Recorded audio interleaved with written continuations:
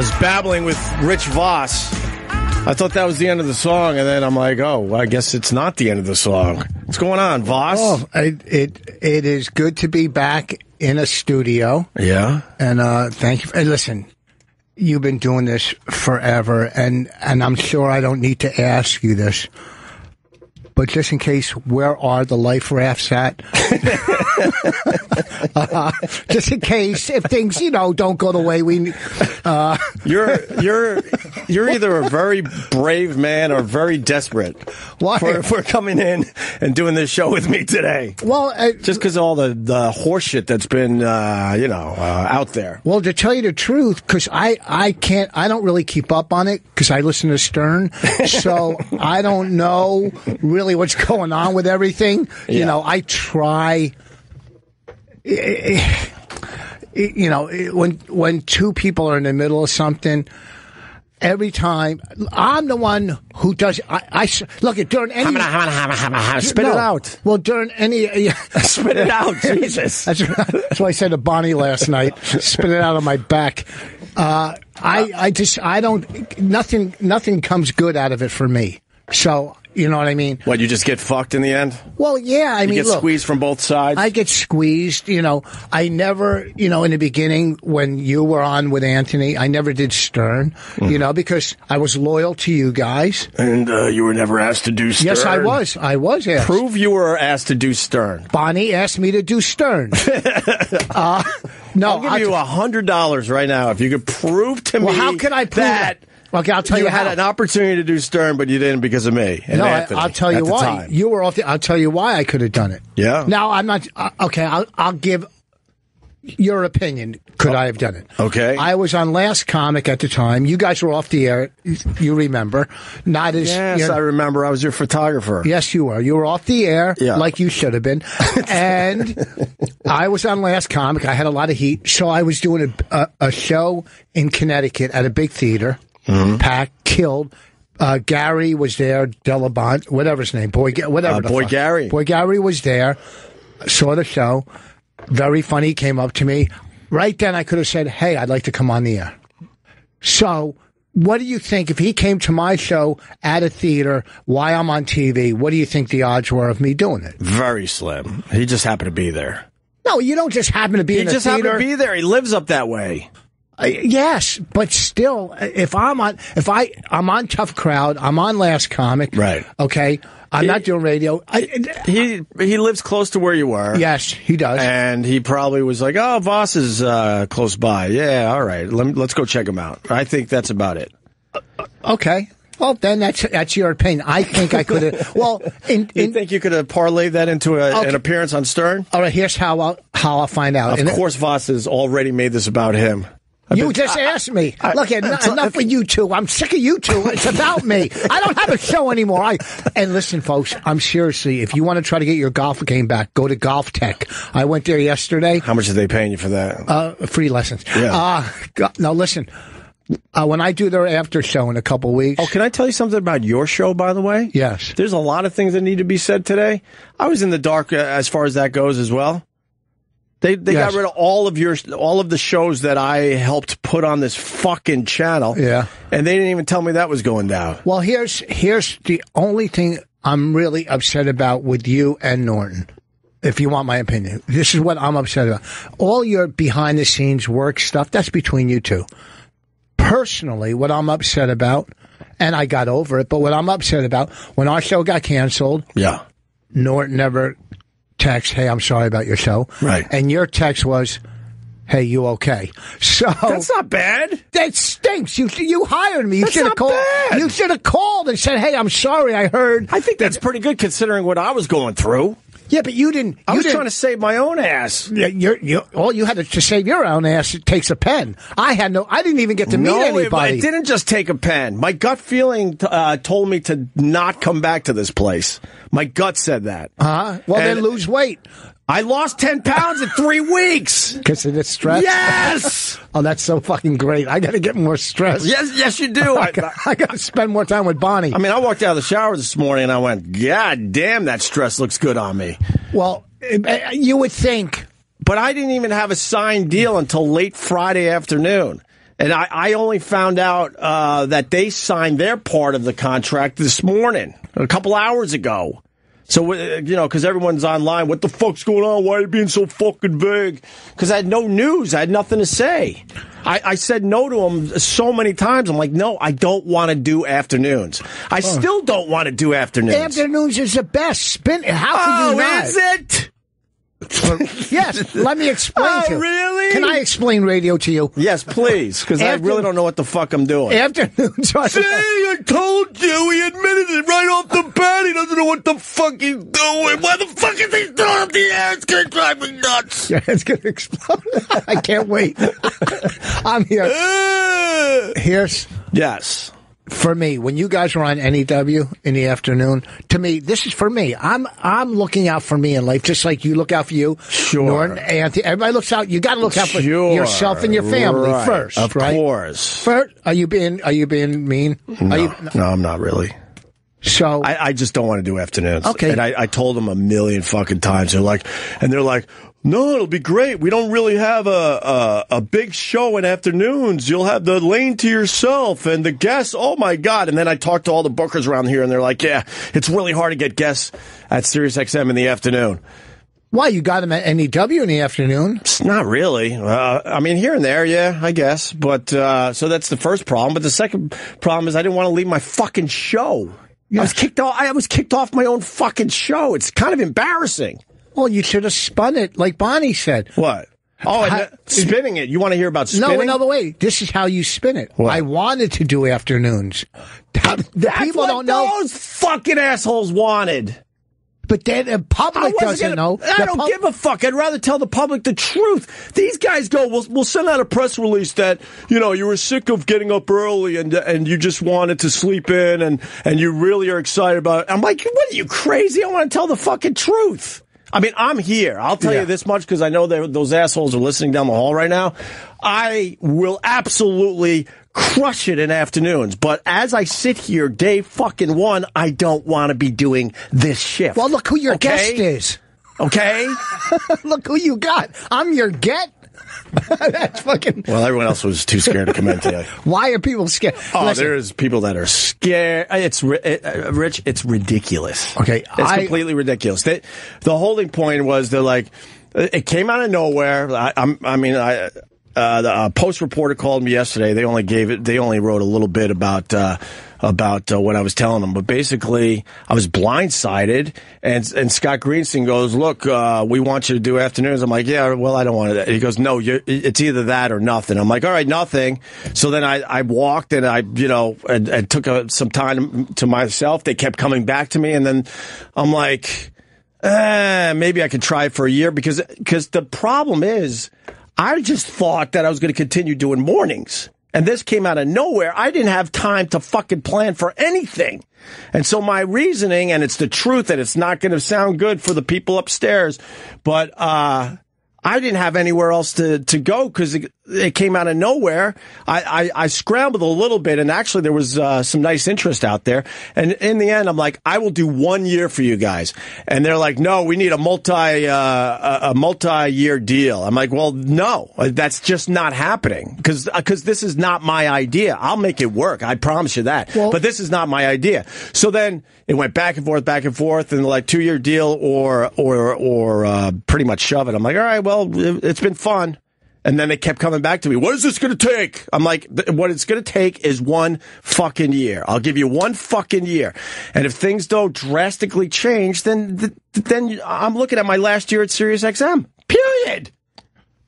This has been going on, something flew out of your mouth. This is going on for 10 years with all you guys. I mean, I don't know the negotiation powers. One, don't ever say I have nowhere to go because it seems like a scene from the Pope of Greenwich Village. I didn't say that, but I'm being honest now. Like if I truly knew this was going to happen to me, I would have been all over the place trying to find somewhere else to go.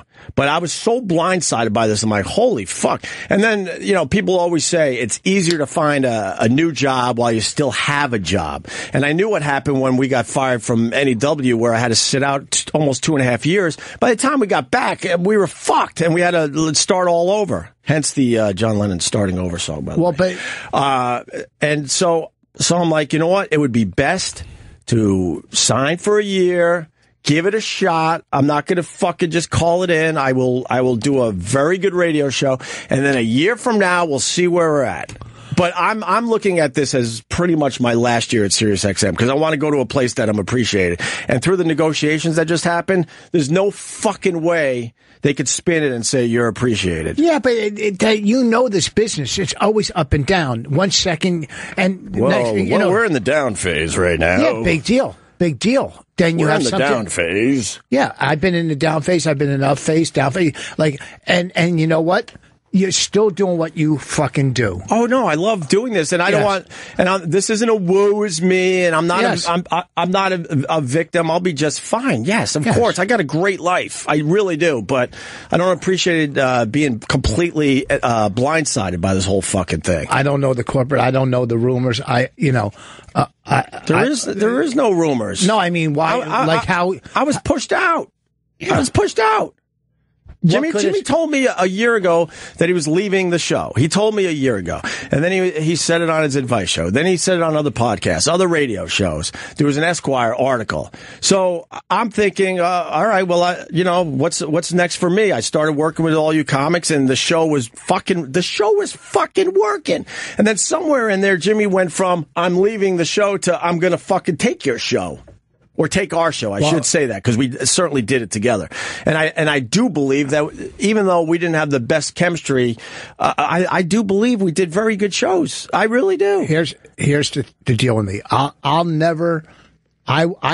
will never badmouth Jimmy unless I get hired as. I don't even need anyone to badmouth Jimmy. Saying, I'm just telling the fucking truth. I know. For me, though, unless I get hired, I mean, if I'm hired as second or third mic, then for a pretty number. Yeah, no.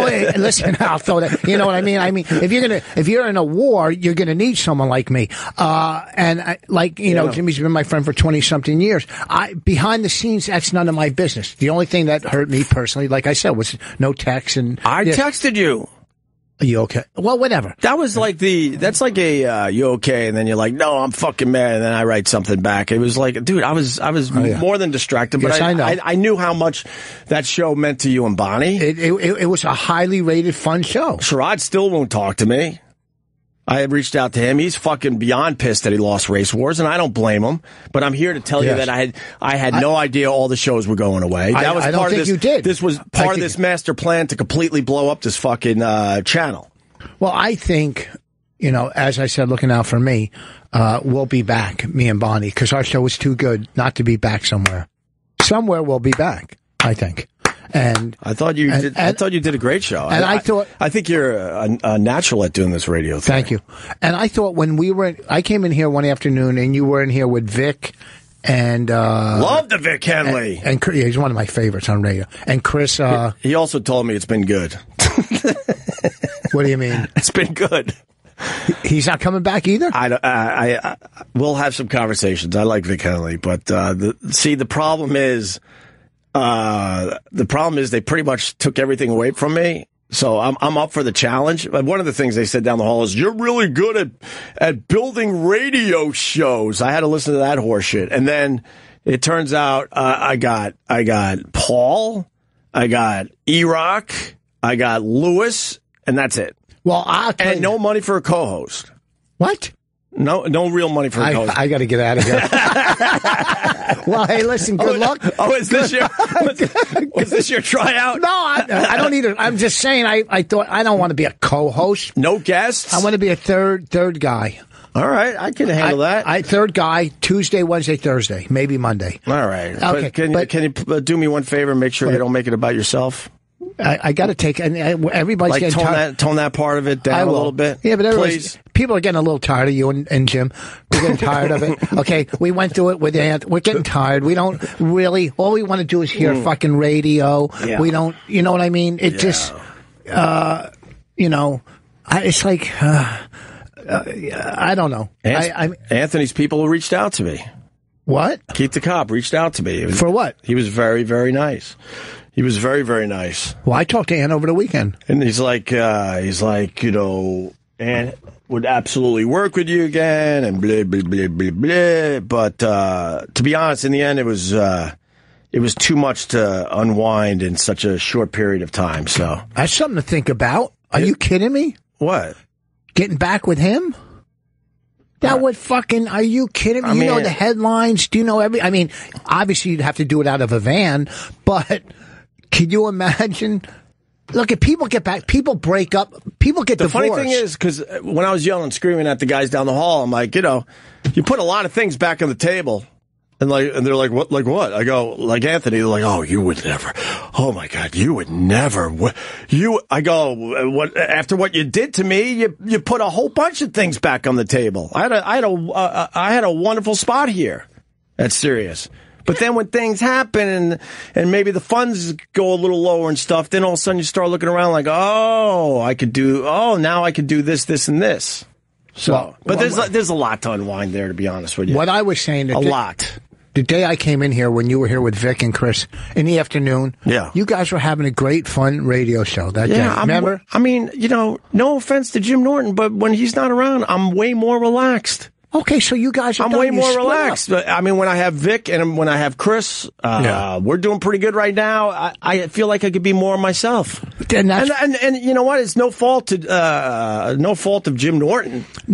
We tried. We gave it a good shot, but the fact is, when Anthony got fired, Jimmy was the first one on the phone immediately. I've said all this, so I'm not saying anything brand new. He was the one that basically said, you need to continue. You need to continue. You know damn well if you got fired that Anthony would continue. And I was like, I was in a place where I was trying to figure everything the fuck out. And this has to be said, and then Sam, because now we're not holding anything back, and we're going to be telling the fucking truth. That's one of my biggest problems over the years, that a lot of bullshit came my way, and I fucking didn't take care of it as it was happening, okay? I get a lot of shit out there, and I'll be the first to admit that a lot of it is deserved, of course. But the days of me being blamed for every fucking thing that has happened here are over, okay? So with that said, when it was all going down, Sam came out and saw me, and he goes, while you're at it, you really should get rid of Jim Norton. That is a fucking fact. What do you mean? He said what? When Anthony got fired, Jimmy's telling me we got to continue, and Sam on his end was telling me, while you're at it, you should probably get rid of Jim Norton. Because in all fairness to Sam, he knew that, we didn't really have the best chemistry. If you listen to all the O&A material out there, you're not going to hear a lot of me and Jimmy going back and forth. You're just not. And that's okay, because the show was me and Anthony at first. Even on the days where me and Anthony were basically telling each other to go fuck themselves, seconds before the mics went on, we still had chemistry, even though we fucking hated each other. Me and Jimmy never really had that chemistry, and that's okay. I'll never deny he's one of the quickest guys and one of the funniest guys I've ever worked with on radio. But the show worked with me and Ant going back and forth, and him sniping and being ridiculously funny. And then his role developed, more from that point, of course. So when Anthony got fired, we're sitting there like, wow, we both knew we didn't have the chemistry, but we gave it a good fucking shot. And I think we did a pretty damn good job considering. And I started working in a lot of guys because, we needed a third guy. He needed a comic to work off, and I needed a guy that I could just go back and forth with. And that's how it worked for a long time. And then he told me a year ago that he was leaving the show. And then somehow it got twisted, and my agent told Jimmy he wants you off the show. And I reached out to Jimmy in the hall. He knows it was right outside the bathrooms in the crossover. And I said, Jimmy, why is BJ Shea calling? Jesus. He probably doesn't know I got moved. BJ Shea from Very Toronto? Well. He's going to get my new CD. Is he really? He's on my list. Yo, BJ. BJ. What it is? What's going on? Buddy? I'm on the air, bro. That's right. I forgot you do afternoons. I'm an idiot. Oh, you want to laugh at that like everyone else is laughing at me? Dude, I'm not laughing at you. You got the greatest freaking schedule in the world. Are you kidding me? Yes. Well, I'll be honest. I haven't napped in like 3 weeks, so that's pretty damn good.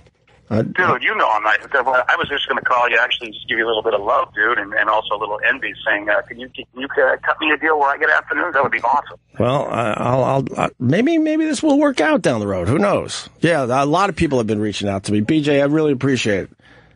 You want to say anything to Rich? You want to say anything to Rich Voss? He says that that he. What did you say? I said BJ is on my list to get my new CD and do a phoner. Oh yeah, he's one of my. Tell him to get his ass back to Seattle, for Christ's sakes, and start working for a living. What the fuck? Well, get one of these. Is he retired? Last time I was in Seattle at the Parlor, I did Halloween weekend. I had so much fun at the club. But getting back in, they lost one of their clubs. They only have one club now. Hey, do a radio promo with me in Seattle at some club, and I'd love to come back. You know. Yeah, well, listen, Rich, drop our goddamn name with any of those guys and say, listen, we love you, and we give them plenty, let you come on for the whole goddamn show, and that should be enough for them to go, hey, they get publicity. Why don't they bring you in anyway? Well, how about this? How about this? When they bring in one of their comics, you say to them, I want Voss here. You have a little more pull with the clubs there than I do. So yeah, if that's all it takes, sure. Next time we see the guy. Boring! Also, they reopened the new Giggles. I mean, it's now another place, but that old joint is back up against. There's another club in Seattle too, Rich. All right. Well, good. But anyway, listen. Hey, BJ. I know you guys are doing the show. I got some Seattle news. So I'm reading in the paper today that Kurt Cobain's daughter there is a hoarder. What's going on? Does she live in the Seattle area?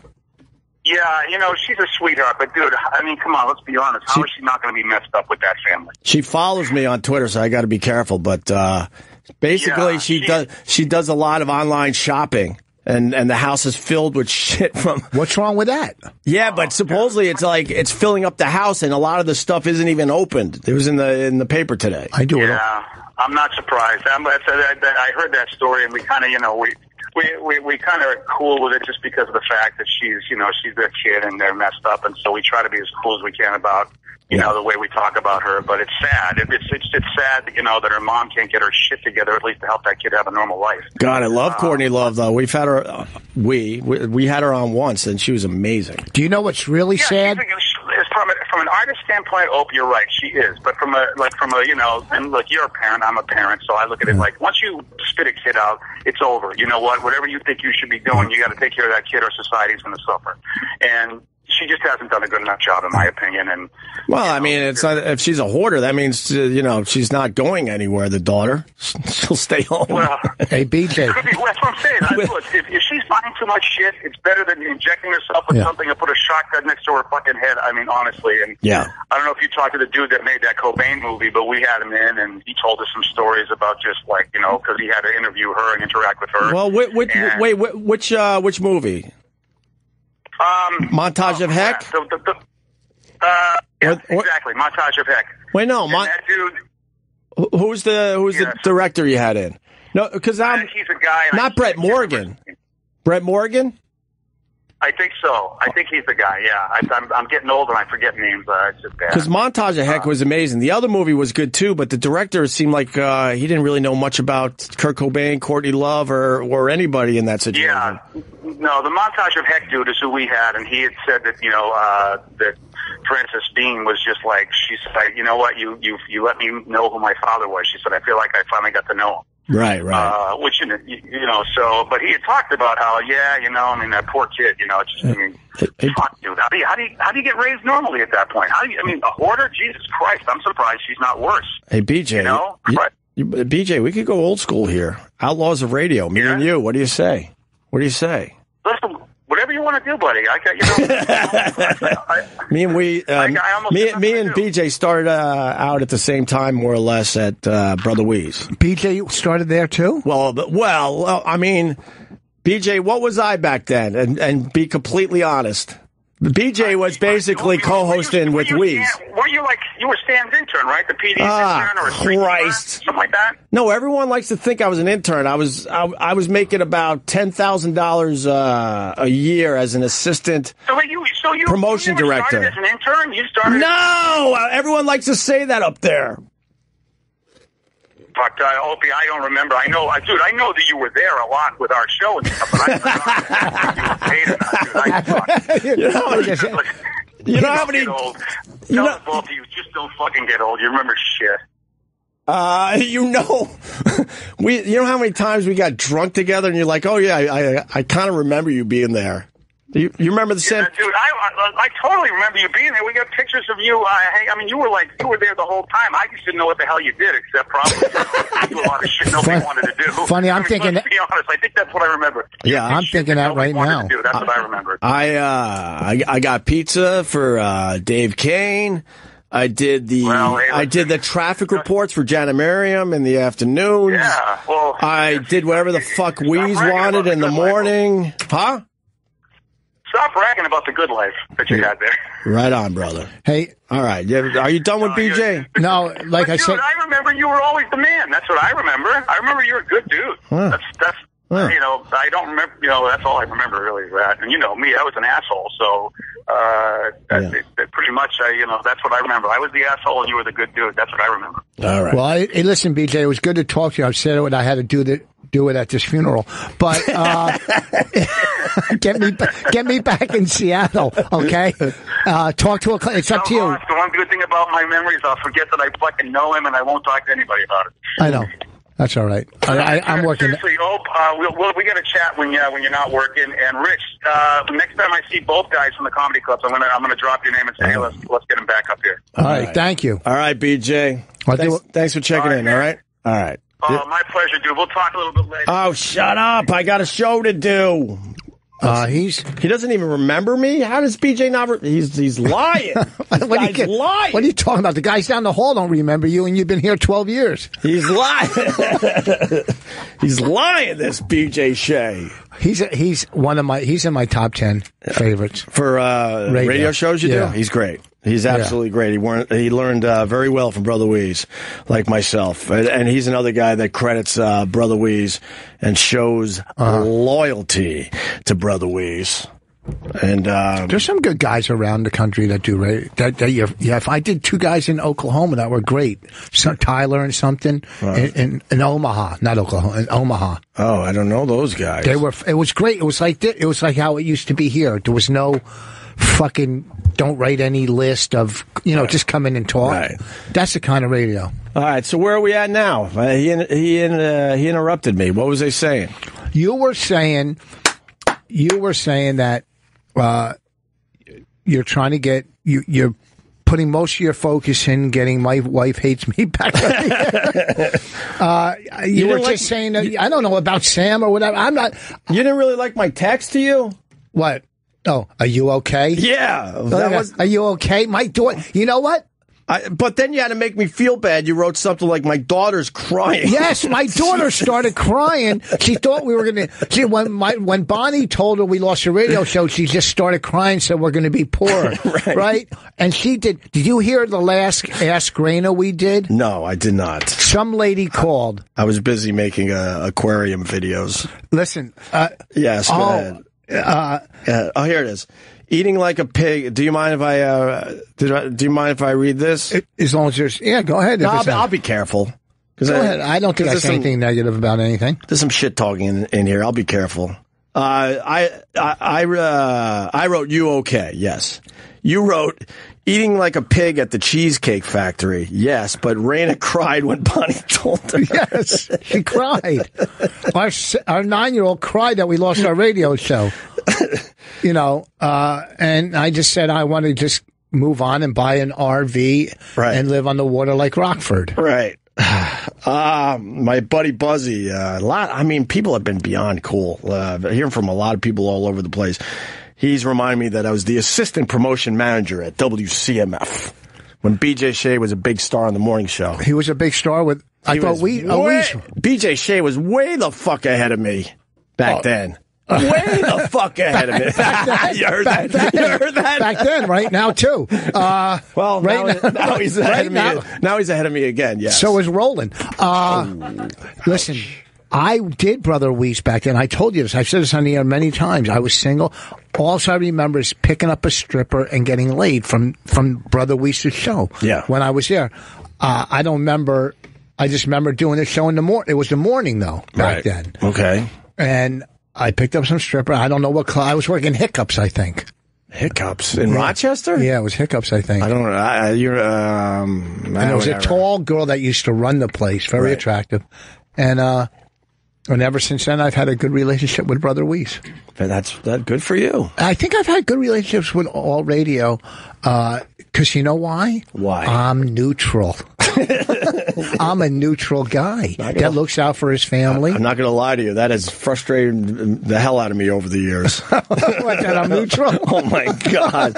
Fucking take a stand, will you? Yeah, the stand is me and my fucking family. And what I got to do to get ahead. You got a new CD, Rich Voss 5, I see? Yeah, it's going to come out 2 weeks on iTunes. Oh, very cool. How did they get this? Well, in 2 weeks, it'll be on iTunes. Your mom died? Yeah. How long ago? We talked about it. Oh, okay. Okay. In loving memory, I'm a little out of it right now. No, actually, I do remember. You were pretty bummed out about it. In loving memory of my mom, Marilyn Voss. Yeah. This CD, my last two, Still Empty Inside and 141 IQ, went to number 1 on iTunes. Good for you. This will be number 1 on iTunes. This is... you see how you grow in life as a comic, and you feel good when you're doing something and progressing, and I'm very proud of the CD. I'm proud of it, and in a couple weeks it'll be on iTunes, and then I'll do my whole radio thing, promo thing. Yeah, I'll do every radio show at Sirius. Yes, you will. Morning, afternoon, late afternoon, nighttime. Yeah, and I'll bounce around because. Switzerland's got to do what Switzerland's got to do to stay Switzerland. Switzerland. You want to try to say that a little more? I had a little more. I had some saliva. Yes, I had some saliva. A little saliva. Where was I? Are you paying attention? Yes, you were ranting. I wasn't ranting. No, you were saying that what you wanted to put out there. I think the last thing you said about was Sam or something. So, in the hallway, I felt like I had to talk to Jimmy because he got wrong information. I go, Jimmy, here's the deal. I still like doing radio with you, but I also like doing radio without you. And maybe we can figure something out. I don't know. And then that was the last time we ever talked about any of this shit. And then, fast forward, I was blindsided that I'm leaving the morning show. And they wanted me to make it look like it was my idea. Who the fuck would do that? I would. You would? Yes, I would spin it to make it look... Because because the mutants out there, if you spun it to make it go, hey, you know what, I feel like doing afternoon, and you have talked about doing afternoons during your show with him, and if you go, hey, what do you mean I talked about doing afternoons? Because this keeps coming up. You have talked about it during the radio. Other times. I had no desire to go back to afternoons, though. I'm sure if it was brought up, maybe you think about it for a second, but it wasn't a real possibility. Well, I got kids that I get to be. I'm lucky. I get to be home with them all day. Now it's all sorts of fucked up. You'll see your kids. Don't worry. Listen. And look, I got to keep saying, because I know how people spin every fucking thing. I'm not doing a woe is me. I'm just telling you, if you had the chance to do mornings or afternoons and you got 2 small kids in school, which one would you pick, Rich Voss? Be honest. Me, personally? Yes. If you had a chance to see your kids more, wouldn't you want to keep that going? Yes, of course. Especially I saw my kids as much as I could when they grew up. Especially because they're at that age that they still like me. They're going to go through that I hate your fucking guts period. They won't, because my kids never did that. They won't. Well, you're one of the lucky ones, because every parent I talk to, they're like, yeah, you know what, right around 15, 16. Well, say goodbye to them, but they always come back. They'll always come back to you. Look, I don't know. Like now that I have Raina, I mean, with my older daughters, I was lucky. I worked nights. My ex-wife worked days. I would have them in the days. She would have them at nights. Right. Okay. But with Raina now, Bonnie is 80 to 85% of the parent. I got to go on the road all the time and make money. Right. Okay. I have to play golf, even though I can't hit a ball, but I think golf tech will fix it. So now, because my life is more confusing, and there's houses, there's cars, there's more, I have to make a certain amount of money. So Bonnie is there with the daughter. I get to see her. Right. But believe you me, I get it. When I was growing up, I didn't get to see my dad until 7:30 at night. Yeah. I get it. I got a very easy life, and so I don't want this to be spun. But, everything's relative. If you get a chance to continue staying home and being able to be with your kids, or basically saying, well, I'll drop you off at school. It's 8 o'clock, and now I'm not going to see you till 6:30, 7 o'clock at night. Yeah, that kind of sucks. Yes, it's all relative. You want me to now? If I didn't have kids, maybe this would make a little more sense. I don't know. This is what I would do in life. Can I give my opinion on things? Yes. Do you like it? Yes. Even though you won't agree? Yes. I think you go do Anthony's podcast and bury the hatchet and see where that leads. Because people get divorced and then get back together and have even a stronger thing. It happens all the time. Starting over. It happens all the time. And what the fuck? I pick my songs carefully. You go fucking, you know what? Sometimes people gotta fucking, you know what? Okay, here, I'll give you an example. Yes. Can I give you an example? Yes. Listen, you got a genius here today. Take advantage of it. Oh. I've had fallouts with clubs, right? Where it was not my fault in any possible way. More about you. Go ahead. Yeah, I'm giving you a fucking example. It's me and Paul, you. Paul, can we change the graphic to the Rich Voss show? Listen, Please. It's me and you in here. I'm trying to help you, okay? More about I'm you. trying to help you. You're fucking damaged. More about You're fucking damaged. You think I don't know that? Okay, so I'm trying to help, and I'm going to give you a good fucking scenario. All right. I've had fallouts. This isn't about me. It's about you. I'm helping. Listen. There you go. Okay, well, you thank can't you. call it My Wife Hates Me. No. Because Bonnie's not here. Don't. That's too depressing to look at. Take that down. Yes. Really? Yeah. Really? Why don't you show pictures of my ex-wife's pussy, too? Would you like to get back in there one more time? No. Okay. Just asking. So I've had clubs where it wasn't my fault, but then I emailed them and said, hey, look, whatever happened, I'm sorry. Let's try to work this out, get past that, and move on. And now I work those clubs again. Right. Okay? Because you know what I did? I swallowed my fucking pride and said, hey, because you know what? In any relationship, two people are right and two people are wrong. So my opinion, and I said this to Bonnie, is just my fucking dumb opinion. I would go do Anthony's podcast, see if they can, and bury the fucking hatchet, move on. But even if you don't get back together, that's one last resentment that you have in life. And resentments are what kill people. What resentment do I have? Whatever you have, I worked through shit. You worked through it? I've worked through a lot of shit, yes. With who? With who? Dr. Wickland? Ah, fucking Wickland. Please. With who? Who have you worked shit through? Do you go to therapy? Yes, I do. No, you don't. Do you really? Way to know your pal. I don't go to therapy. You go to therapy? Yes. How many days a week? Oh, I don't. It's. Yeah, you're good. No, how many days a week? Why would you do it more than one day a week? Oh, you go one day a week? Yes. For real? Or I'm on the phone. Yes.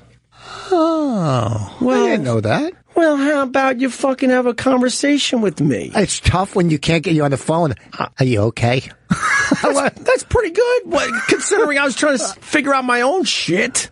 Yeah, but sometimes you got to get outside. I didn't have a job until Friday afternoon, you fuck. And this is how pathetic this place is. And they're fucking livid because they really wanted me to play nice. I'm not playing nice. I'm being honest, and I'm sorry. But you're not being mean. But I will say it again. I will fucking destroy in afternoons for you. But if things don't drastically change, I'm fucking out of here. No. And my gut told me don't go back. But I didn't have anything in place. And that is a fact, okay? But on Friday, when it finally came to it, I'm signing a contract by myself in a conference room with nobody around. Well, you're getting pretty tough. Did Marlon Brando smack you at his daughter's wedding? What are you talking about? Well, I mean... But my point is, I don't you think you got to make the best out of what you have? Yeah. So don't you think you could turn this into a great show? Yeah, so please leave. Well, now you're getting rid of me? Now you're alien. Jesus. Hey, in 20 minutes, E-Rock, get out. Please leave. Jesus Christ. I'll have a better shot Maybe at this. you should go to therapy twice a week. I don't even have... Everyone's like, so what are you going to do in the afternoons? I'm like, I didn't even have a show until Friday afternoon. Vic is still pissed at me. Sherrod is fucking Why is not Vic talking to me. you? Because, we were hoping to get him a little money. Yeah. So hoping to get Vic some money, hoping to get Sherrod some money, because these are the guys, after really studying you fuckers, I feel the most comfortable with. And there's a few more people on that list, by the way. Am I? Chris DiStefano's on that list. He doesn't need it. He's got a TV show. All right, but it's a guy I feel comfortable doing radio with. He's a good guy. You're absolutely on that list, Rich Voss, or you wouldn't be here for day one. Day one. I'm a big fan of Chris. And Sherrod. But I couldn't get him any fucking money. None. Because they weren't paying attention in the last couple of years, seeing how the show was working at times. They have these dreams of me coming up with some huge A-list co-host. What about huge A-list co-host that I probably wouldn't have chemistry with? What about Jenny McCarthy? Jenny McCarthy? I don't know. They would save money, wouldn't they? My agent, in a complete panic, he's like, "Oh, they need an A-lister. How about Bob Saget?" I'm like, "Bob Saget? Have you heard him on our show over the years? He's a nice guy, but fuck." It could be. Can you imagine if it was Kevin Pollak? How horrible that would be. I like Kevin Pollak. Oh, shut up! He'd turn around. He'd turn around every 5 minutes to do his get his hair ready for his dumb impression. Okay, he's gonna do Columbo fucking radio, and then a fucking old hack. And then my agent, who's not really my agent anymore, but that's a story for another time. He goes, what about Billy Eichner? Who's that? I've never done radio with Billy Eichner. And then he writes back, what, too gay? Who's Billy Eichner? I don't even know who he is. Billy on the Street? You don't watch Billy on the Street? I actually am a fan of Billy Eichner, and I loved his show. I haven't seen it in a while. Well, how about a guy like from Florida, like Cowhead? You and Cowhead get along. Cowhead's doing his own thing. He would have came up here, maybe. He's good. No, they don't give a. It's not about who I feel comfortable with and have chemistry with. They want a big headline, like a big A-list celebrity that they can throw out there like, hey, look at this. And then I sit here like an idiot because I don't have fucking chemistry with the guy. I'd rather do radio with people that, I have chemistry with that might not be the big name. But there might be a big name that you don't know. Well, there's been some toss-arounds. Well, Jenny McCarthy. Some toss-arounds. Jenny, she'd be a pretty girl to have in studio. Add her to the list. She's a pretty girl, isn't she? I guess at one time she was. I haven't seen her lately, but I think she was. I've seen her. I don't know if her face moves anymore. That's okay. Really? I don't know. I thought she was, but she's married. So you would like to date a Halloween mask? I don't want to. It doesn't move anymore. Well, that's no way to start off a relationship. No kidding. You can't get her now because she's going to come in going, "Oh, my face doesn't move," and she's going to go like this. Yeah, really? And okay, how about let's see, who are some A-listers that want to do radio in the morning? And then there's been a lot of people that have been, that have just contacted me, and I'm like, look, dude, I don't know what this is going to be yet. I just don't. I have to get over the fact that I don't want to be here, and then we'll move on from there. But you're going to want to be here. You're going to feel. Yeah, because I love doing this. Yes. I love doing this. Right, today, it's uncomfortable today. Yes, you're going through an uncomfortable period as your therapist, but yes, you will eventually go, oh, this is great. And maybe. There's a lot of positives. Yes. A lot of positives. You're actually paying attention to me. I like that. I like when people actually pay attention to me. I look you in the eyes. You're looking me in the eye. Like it's we're weird. In a prisoner yard. And you've actually laughed at a few things today. It's kind of strange. I'm not going to lie to you. Yeah, well, I'm in a good mood because I'm not going through this. You went through it. You lost the show. Oh, big deal. I got comedy. We just sold a TV show. It was a good show. It was a great show. You do know how to do radio. Well, the thing is, we're going to. I can't say it because it's about me, but we're bringing our podcast to another level. We're going to start doing that live, and then put it to Riotcast. We could talk about you for a second. It's okay. Yeah, it goes back and forth. That's what conversations do. You do know you're on my list, right? Of what? Guys like to do this with. Yeah, I've been doing this with you guys forever. Right. I was here before Norton. I was here in radio before Norton. Dice brought Norton in. I did the show. I remember you came to Caroline's to see me, you and Anthony. All right. You came to Caroline's. I fucking killed. You had a goofy fucking hat on. I remember that. Okay. I don't remember what you were wearing. And sneakers that belonged on a 14-year-old, but that's what I totally remember about you. There you go. You're still wearing the fucking sneakers that belong on a 14-year-old. Yeah, I like buying Nikes, and they would start sending me them. That's what I remember about you, seeing you at all I know is and I'll tell you the beginning shows. I could tell you the first show I did for you guys. Yeah? Before. Yes. It was someone was standing in water holding electricity. And that was the first show you did? Yes. And I fucking smashed. He stood in a tub. It was a girl.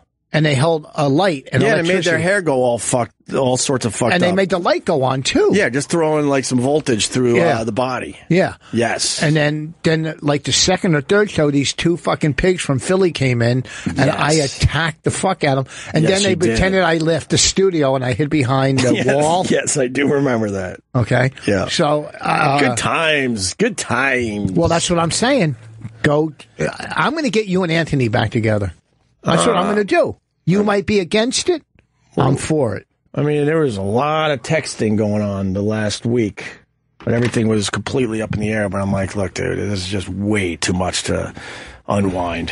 Now, that's what it comes down to, just way too much to unwind. So, but you never say never. You have to address the fact. What do I have to address? You want to take a break and then you can write some questions down for me? I feel like you need more time. I'm not a producer. Okay. All right. I'm not going to write anything down. I go off the top of my head. I'm a genius. Right. I have a 141 IQ. Yeah, I know. On iTunes still. We understand that. On iTunes. How do they get the fucking That's CD? In 2 weeks. Oh, real? Oh, I'm one of the special ones. Yes, I brought it in for you. Do you think I have time to listen to this? Yeah, when you're jogging or rollerblading. But how do you play a CD these days? In a CD player. Who has a CD player, Rich Voss? I don't know. There's a lot of How many CDs did he get printed out? Oh, you have to sell them at the shows, though. That does make sense. Do you know how many? My good pal Brewer doesn't do it that way anymore. Look at the back on this. He sells codes. Yeah, and then you can download it. People don't want that. Really? When I saw him, the line was out the door. That's because he's Tim Brewer, but they don't. They want to leave with something in their hand signed. They don't want a code. He does the selfie. Do you do the selfie with everybody? Yes, people take pictures of me all the time. Look at tracks. They pay for the code, and then they do the selfie with Brewer. Like, yo, what's up? Look at track 7, Funny Mofos. Is it really? No, you fucking idiot. I was flattered for a second. Oh, God, I couldn't think of anything worse to put on my CD. Funny mofo. Go fuck yourself. Fuck you. Fuck Norton. Fuck Anthony. I'm out of here. You can't leave. I have no one else. We're taking a break. Yeah, we're going to take a break. Yeah. You know? Yeah, we will do that. I mean, I can't hit a golf ball. You think you're going through shit? No, I'm fishing. I'm good. I'm good. You want to go fishing? I bought a Popel Pocket Fisherman. There's no way you really did. Yeah, I have it in my survival backpack.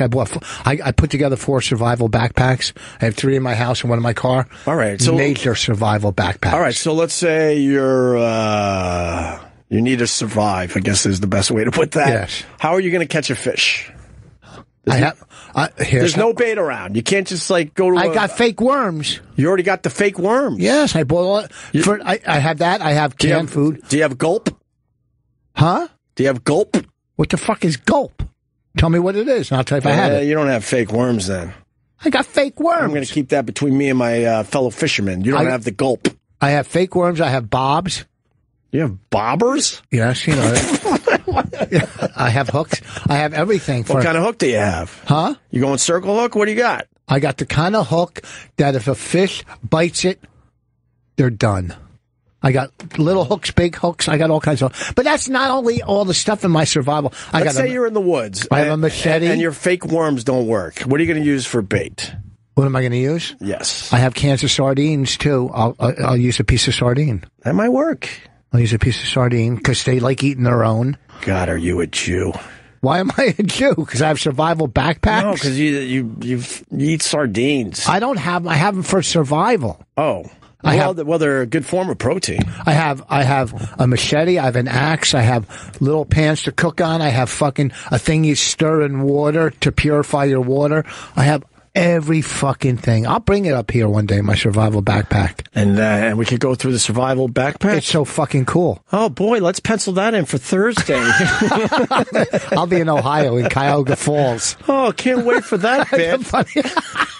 I have no bits. I have no production. I have no one to officially do the show with.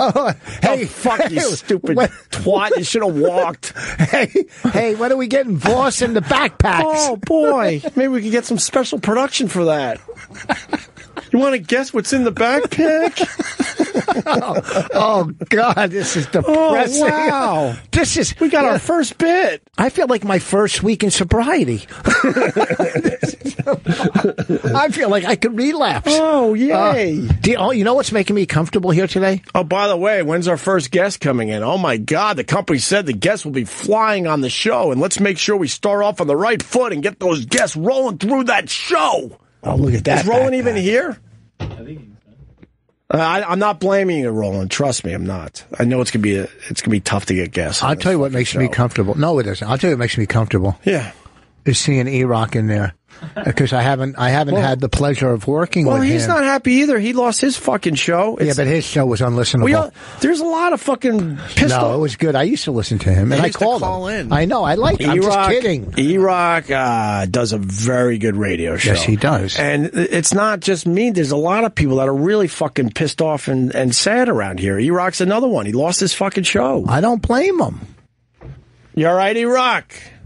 Well, we'll see how next week goes. What does that mean? Hopefully my show's not completely gone. Ooh, is there some conversations going on? There are, and there will be. Ooh. How do you have these? Who do you have them with? Ooh, what are you thinking? I'm thinking, 6 o'clock's open, so I could back to back with you. Oh. Crossovers, things like that. I would like to do Tuesdays still. You want to do my show on Tuesdays? Go ahead. No, I want to do it. Can I? Hi, Opie. Just want you to know, I've been getting so many text messages. This one just came in, though. Look, there's no number, so I don't know, they're not important enough for them to be in my phone. And it just says, hi, Opie. Just want you to know you have my support. Good luck, Steve. It's not Dr. Steve, because he wrote me separately earlier.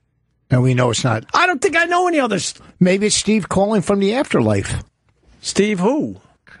Wait, was I supposed? Oh my God, Jesus! What? Yeah. Oh wow, is that good? Holy shit, dude! The fuck? Yeah, it's gonna take a day or two for me to get back into the rhythm of this. I should have picked up on that one. Wow, wowee! Here's my proposal to Sirius. Can I put it out there? Yeah, they're not gonna listen though. They won't? No. God, no. I already said it to Don and you, but I could put it out there. Huh? Bonnie and I, they cut back our shows because of money, right, E-Rock? Is that what they said? They don't talk to me. I don't know. But it's money. Wait. Somebody did the math for me. So, you have how many backpacks? 4. 4 survival backpacks, 2 sleeping bags, 2 tents. 4 backpacks. 3 in the house and 1 in my car. So you got 4 backpacks. 3 in my house, 1 in my car. How many kids you got? I know the answer, but for the audience. 2 don't live. 1 lives in Houston. I'm not going to fly her up here and grab your backpack. You're missing a backpack. No, I'm not.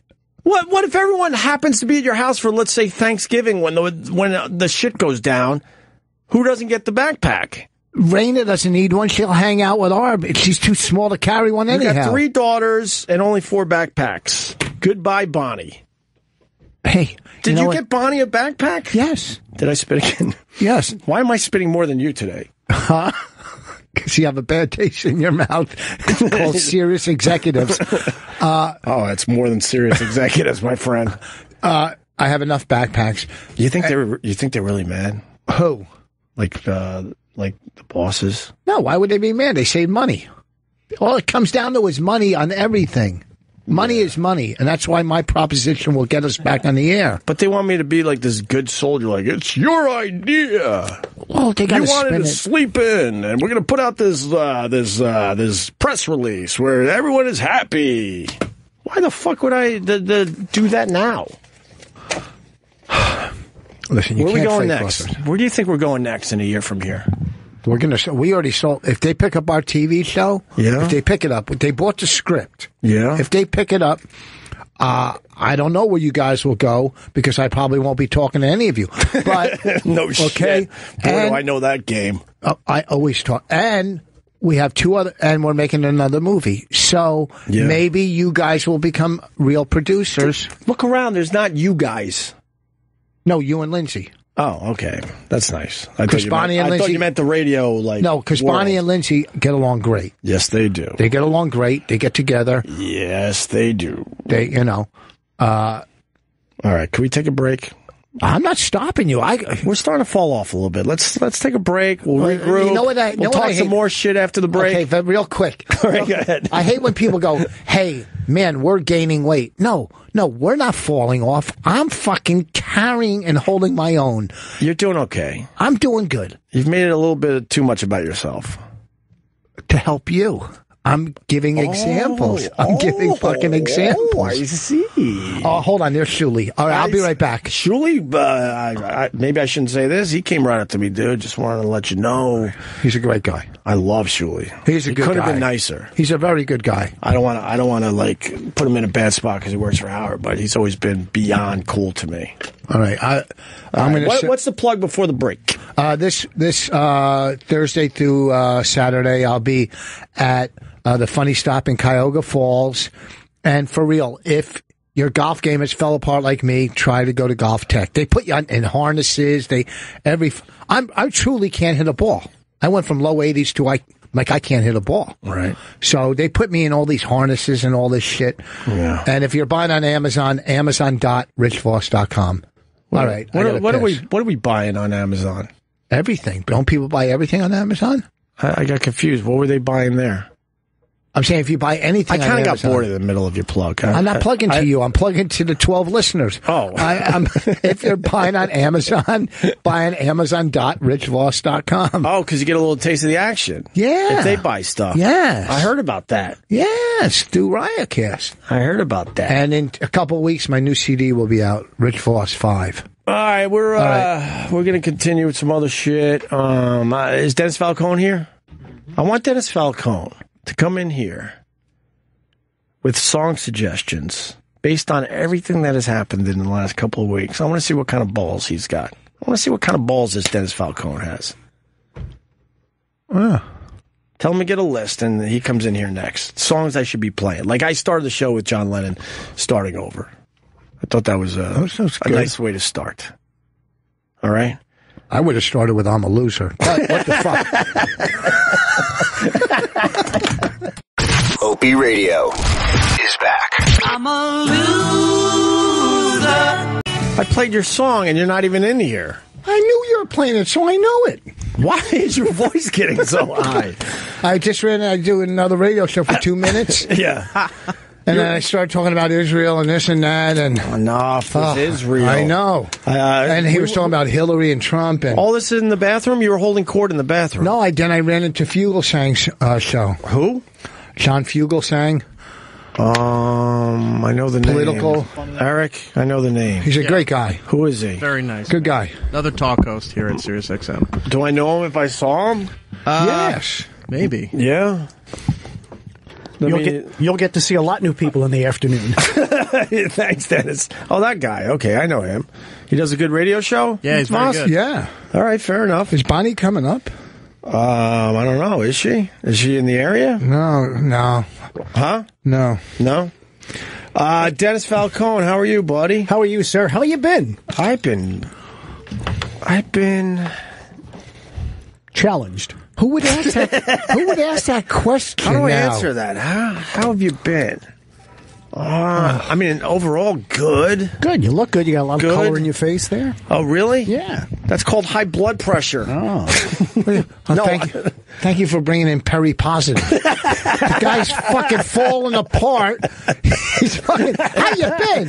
Hey, we're going to dedicate this one to his face. Oh, God, you stink. I got some color in my face. Yes, I do, Dennis Falcone. Mm-hmm. That's funny. Has it been crazy around here? I feel like I haven't done radio forever. The last month or so has been just all sorts of fucked up. I took a long vacation in August and then came back, and then things got a little strange, right, Dennis? Yeah, you're used to seeing this in radio, aren't you? Oh yeah. You're a guy that's been doing radio most of your life.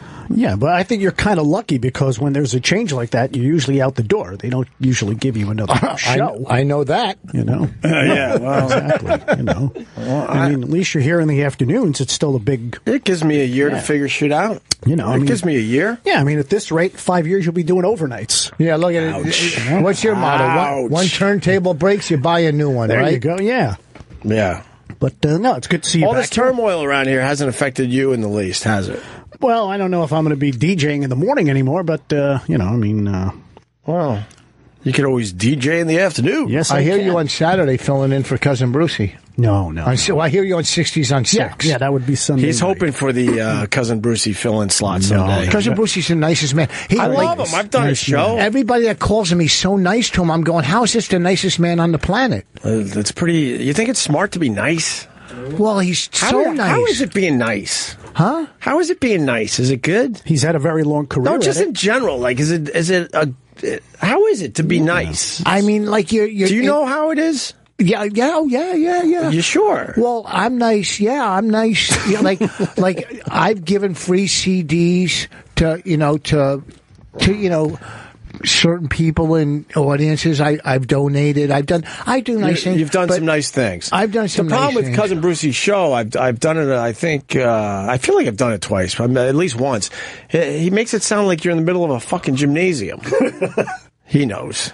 He fucking puts this echo on, like they're getting ready for a basketball game. Reverb.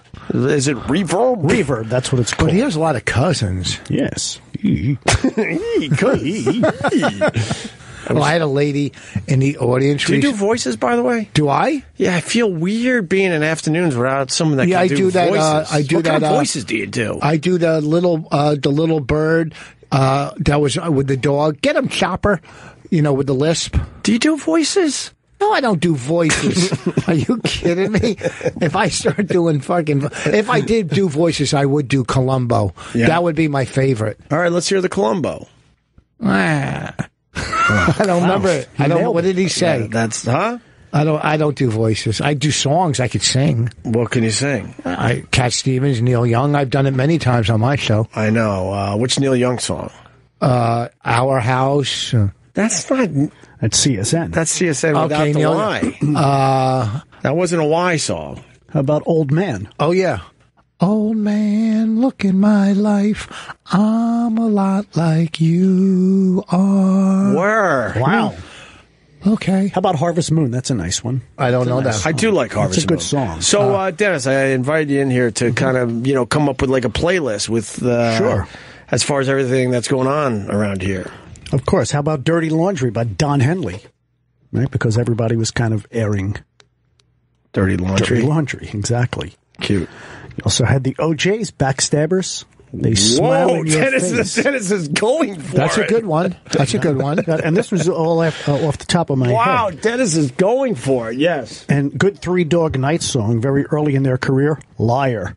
You know that one? Liar. Good tune. I don't think I've ever heard that song. It's a good tune. Yeah. Also, one of the great sounds to come out of Philadelphia, Harold Melvin and the Blue Notes had a song called Where Are All My Friends? Good record. Good record as he looks at me. I love that one. What else? And a song by Ace of Base, Chris DiStefano's favorite group, Don't Turn Around. Ah. You gotta watch Are you married? there. Your Yes, family? Yes. I just picture him living in one room. You know in Shawshank where the guy hung himself? Of course. Yeah. Do you know what I mean? He doesn't Stuart talk Whitman. much about his private life, this Dennis. It seems like he rents a room somewhere. like in someone's basement on Long Island, Something. right? Yeah. No, I have a beautiful home. Kids? Yes, Like 3 of them. where his apartment doesn't even have its own entrance. He has to go through the people's house to get to his fucking room. You're that type of guy if you weren't married. And they're sitting in their rocking chairs watching TV. They're an old couple, Right. and he'll talk. They won't turn their head, but they'll go, "Hi, Dennis," and he'll walk down to his room. When I first moved back to Long Island, I was working at BAB. I was looking for a place to live, and I actually went to a few places where that was the setup. They're like, look, unfortunately we don't have your own entrance, but we'll leave you alone, and you can come and go as you please. And I'm walking right through their living room. Like, how is this going to work? Oh, I'm going to bring a girl home with me and walk through your living room to finally get to my place. Did you ever live in a boarding house? I lived in a boarding house. A boarding house. A boarding house. Where, the people would just rent I know rooms. this Liar song. Yeah, I do song. know this one, yes. Good song. I rented a room from a guy. Mm-hmm. I lived upstairs and I had my own room, but he was a gay guy, older guy, and this is when I was smoking freebase crack. Right. So I'd be in my room free, but I couldn't walk around the house because I was out of my fucking mind.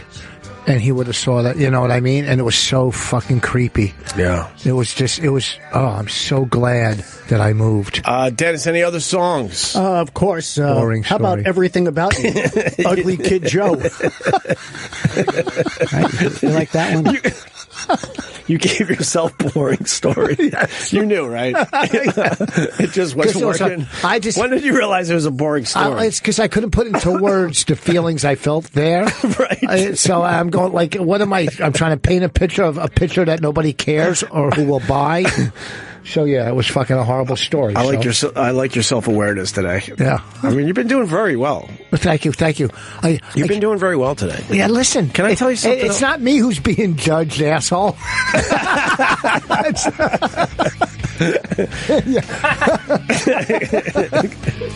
Good point. What other songs, Dennis Falcone? I gave you this one before Rich stepped on me. Ugly Kid Joe, Everything About You. But it starts pretty much cold, doesn't it? Yeah. All right, so... Good song. That's okay. And Paulie said, make sure you put this one on the list, Alice Cooper. What one? No More Mr. Nice Guy. Oh, you've been kind of nice to everybody. $1 Billion Babies album. Yeah. Right. Yeah, good one there. All right. And if, I didn't think you were going to go for it with this list. That's pretty brave on your part. Well, these are the songs. I mean, it is what it is. It is what it is. It is what it is. It is what it is. I mean, if Rich said he'd like to, get you and Anthony back together, how about Why Can't We Be Friends by War? That's a good tune. Yeah. Right? Okay. Yeah. And another great soulful sound, Break Up to Make Up by the Stylistics. Oh, I love the Stylistics. That's a good song, too. I don't know if I know that song, Dennis Falcone. Break up to make up. There you go. Would I know it? No, because you're as white could be, so you would never know the Stylistics. Stylistics. Yes. Wait, I'll tell you if I know this or not. Turn it up louder in stereo, please. Fucking Dennis. I kind of missed you, Dennis Falcone. Yeah, I missed you too. I said kinda. He gets all excited. I said kinda. He looks like an anteater. I'm a big fan of Dennis. Yeah. He's got the Zika head, though. he's got the Zika head. He's in between Jeff Goldblum and The Fly. Right. The in-between stage.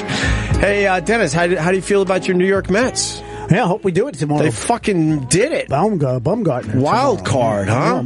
I would have been happier, though, if the Cardinals and San Francisco had to play that one-game play-in yesterday, because then we might not have had to face... You can't call it a one-game playoff. You had to go with the one-game play-in. It's a play-in game. I understand, but can you just say a one-game playoff? No? I'm excited about the Mets. Hey, Eric. I can't believe they made it. Yes. You were telling me earlier about a conspiracy theory. Which one?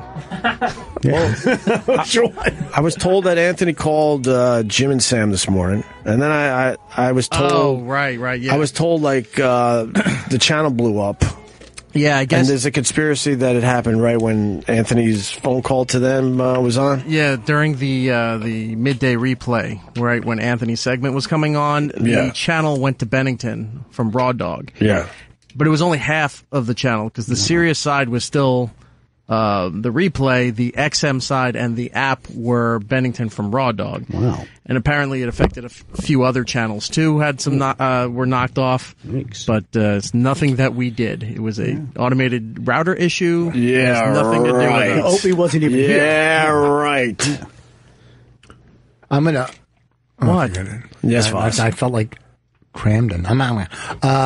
Yes. I'm gonna have a dinner and have you two. I'm gonna sit and I'm gonna be the moderator. With who? You and Anthony. Why are you obsessing about that? Because I fucking know. Why are you obsessing about that? Because I could see the future. I could see a big fucking.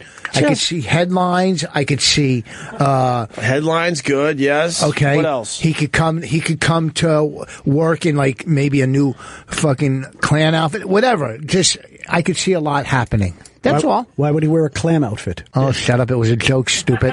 Oh, God. Why? You said a clam outfit. I said a clan. Oh, okay. Yeah, Dennis, are you good? Yeah, I'm good. All right, I think you're bringing down the energy. So. No. No, I'm not. I'm trying to add some to your afternoon show here.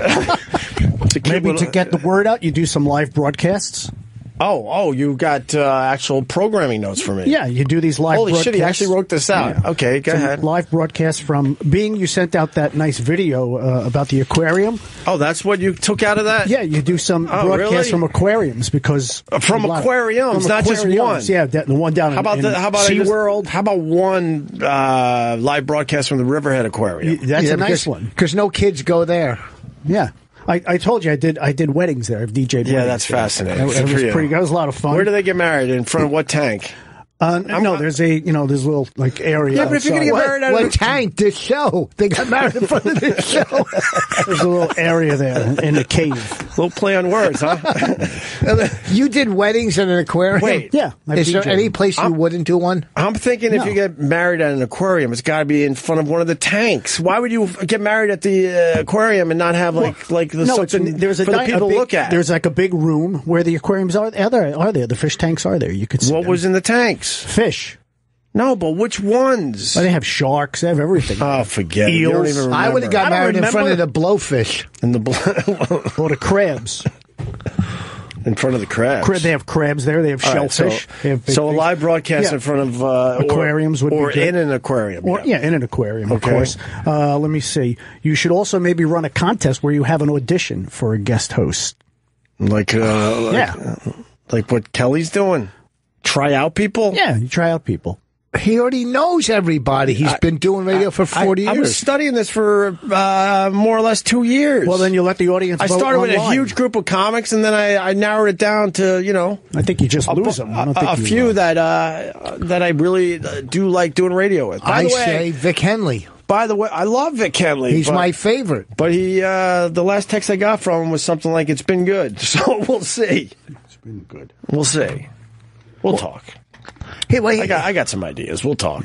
Should also run because I was hoping to maybe get him some money, maybe Chris some money through this whole thing, maybe Sherrod. So we'll have to work that out. Speaking of comics, it was said on the show today that I was playing some dumb fucking Howard Stern game where, if you do my show, you can't do their show. That was complete and utter fucking bullshit, based on a Doug Benson thing. Okay. Did Doug Benson tweet something? I mean, he text and he wants to do he wanted to do both shows like today. And yes. To be completely honest with you, I did say first show out of the box. I don't really want you on both shows. Okay. That's all I said. Just for today. That's all I said. I got text messages from comics. I could show you, Rich. Yes. But you can't. I mean, because people want me now to tweet these texts. But you could confirm the stuff I've been saying to comics because a ton of comics have reached out to me, and I said, "Look, I know it's a weird situation, and first of all, I said I hope you will do my show, and then I said I promise I will keep you out of the drama." Well, okay. I did not put some weird fucking ban on comics. That's completely ridiculous. Well, I know for me, and I said this. I talked to my pal Jim. I said, I was never told I can't do both shows, just like I did Anthony's show when you guys split up. I am too old to play, I can't do this, you can't. The only thing I ever did for you and Anthony was not do Stern when I was able to do Stern. That's the only thing. But I was never told I can't do both shows. So maybe, again... The Doug Benson thing... It's miscommunication. Look, I'll say it again. I said it earlier. I understand a lot of the shit that comes my way, of course, okay? But the days of being blamed for everything are over. And it's partly my fault because a lot of shit happens, and then I don't tell the story, or I kind of blow it off, or I don't want to confront the person, blah, blah, blah. So it gets all sorts of fucked up, okay? The Doug Benson thing is really, really simple.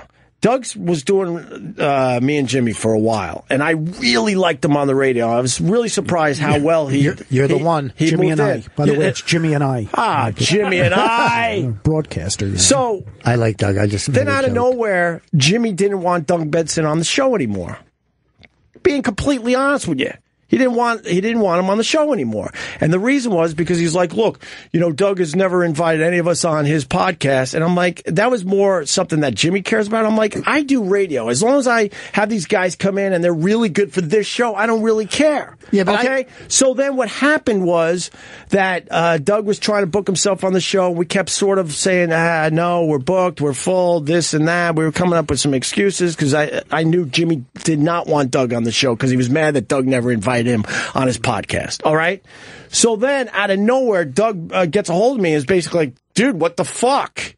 What the fuck, dude? I thought we, do good radio and stuff, and what's going on?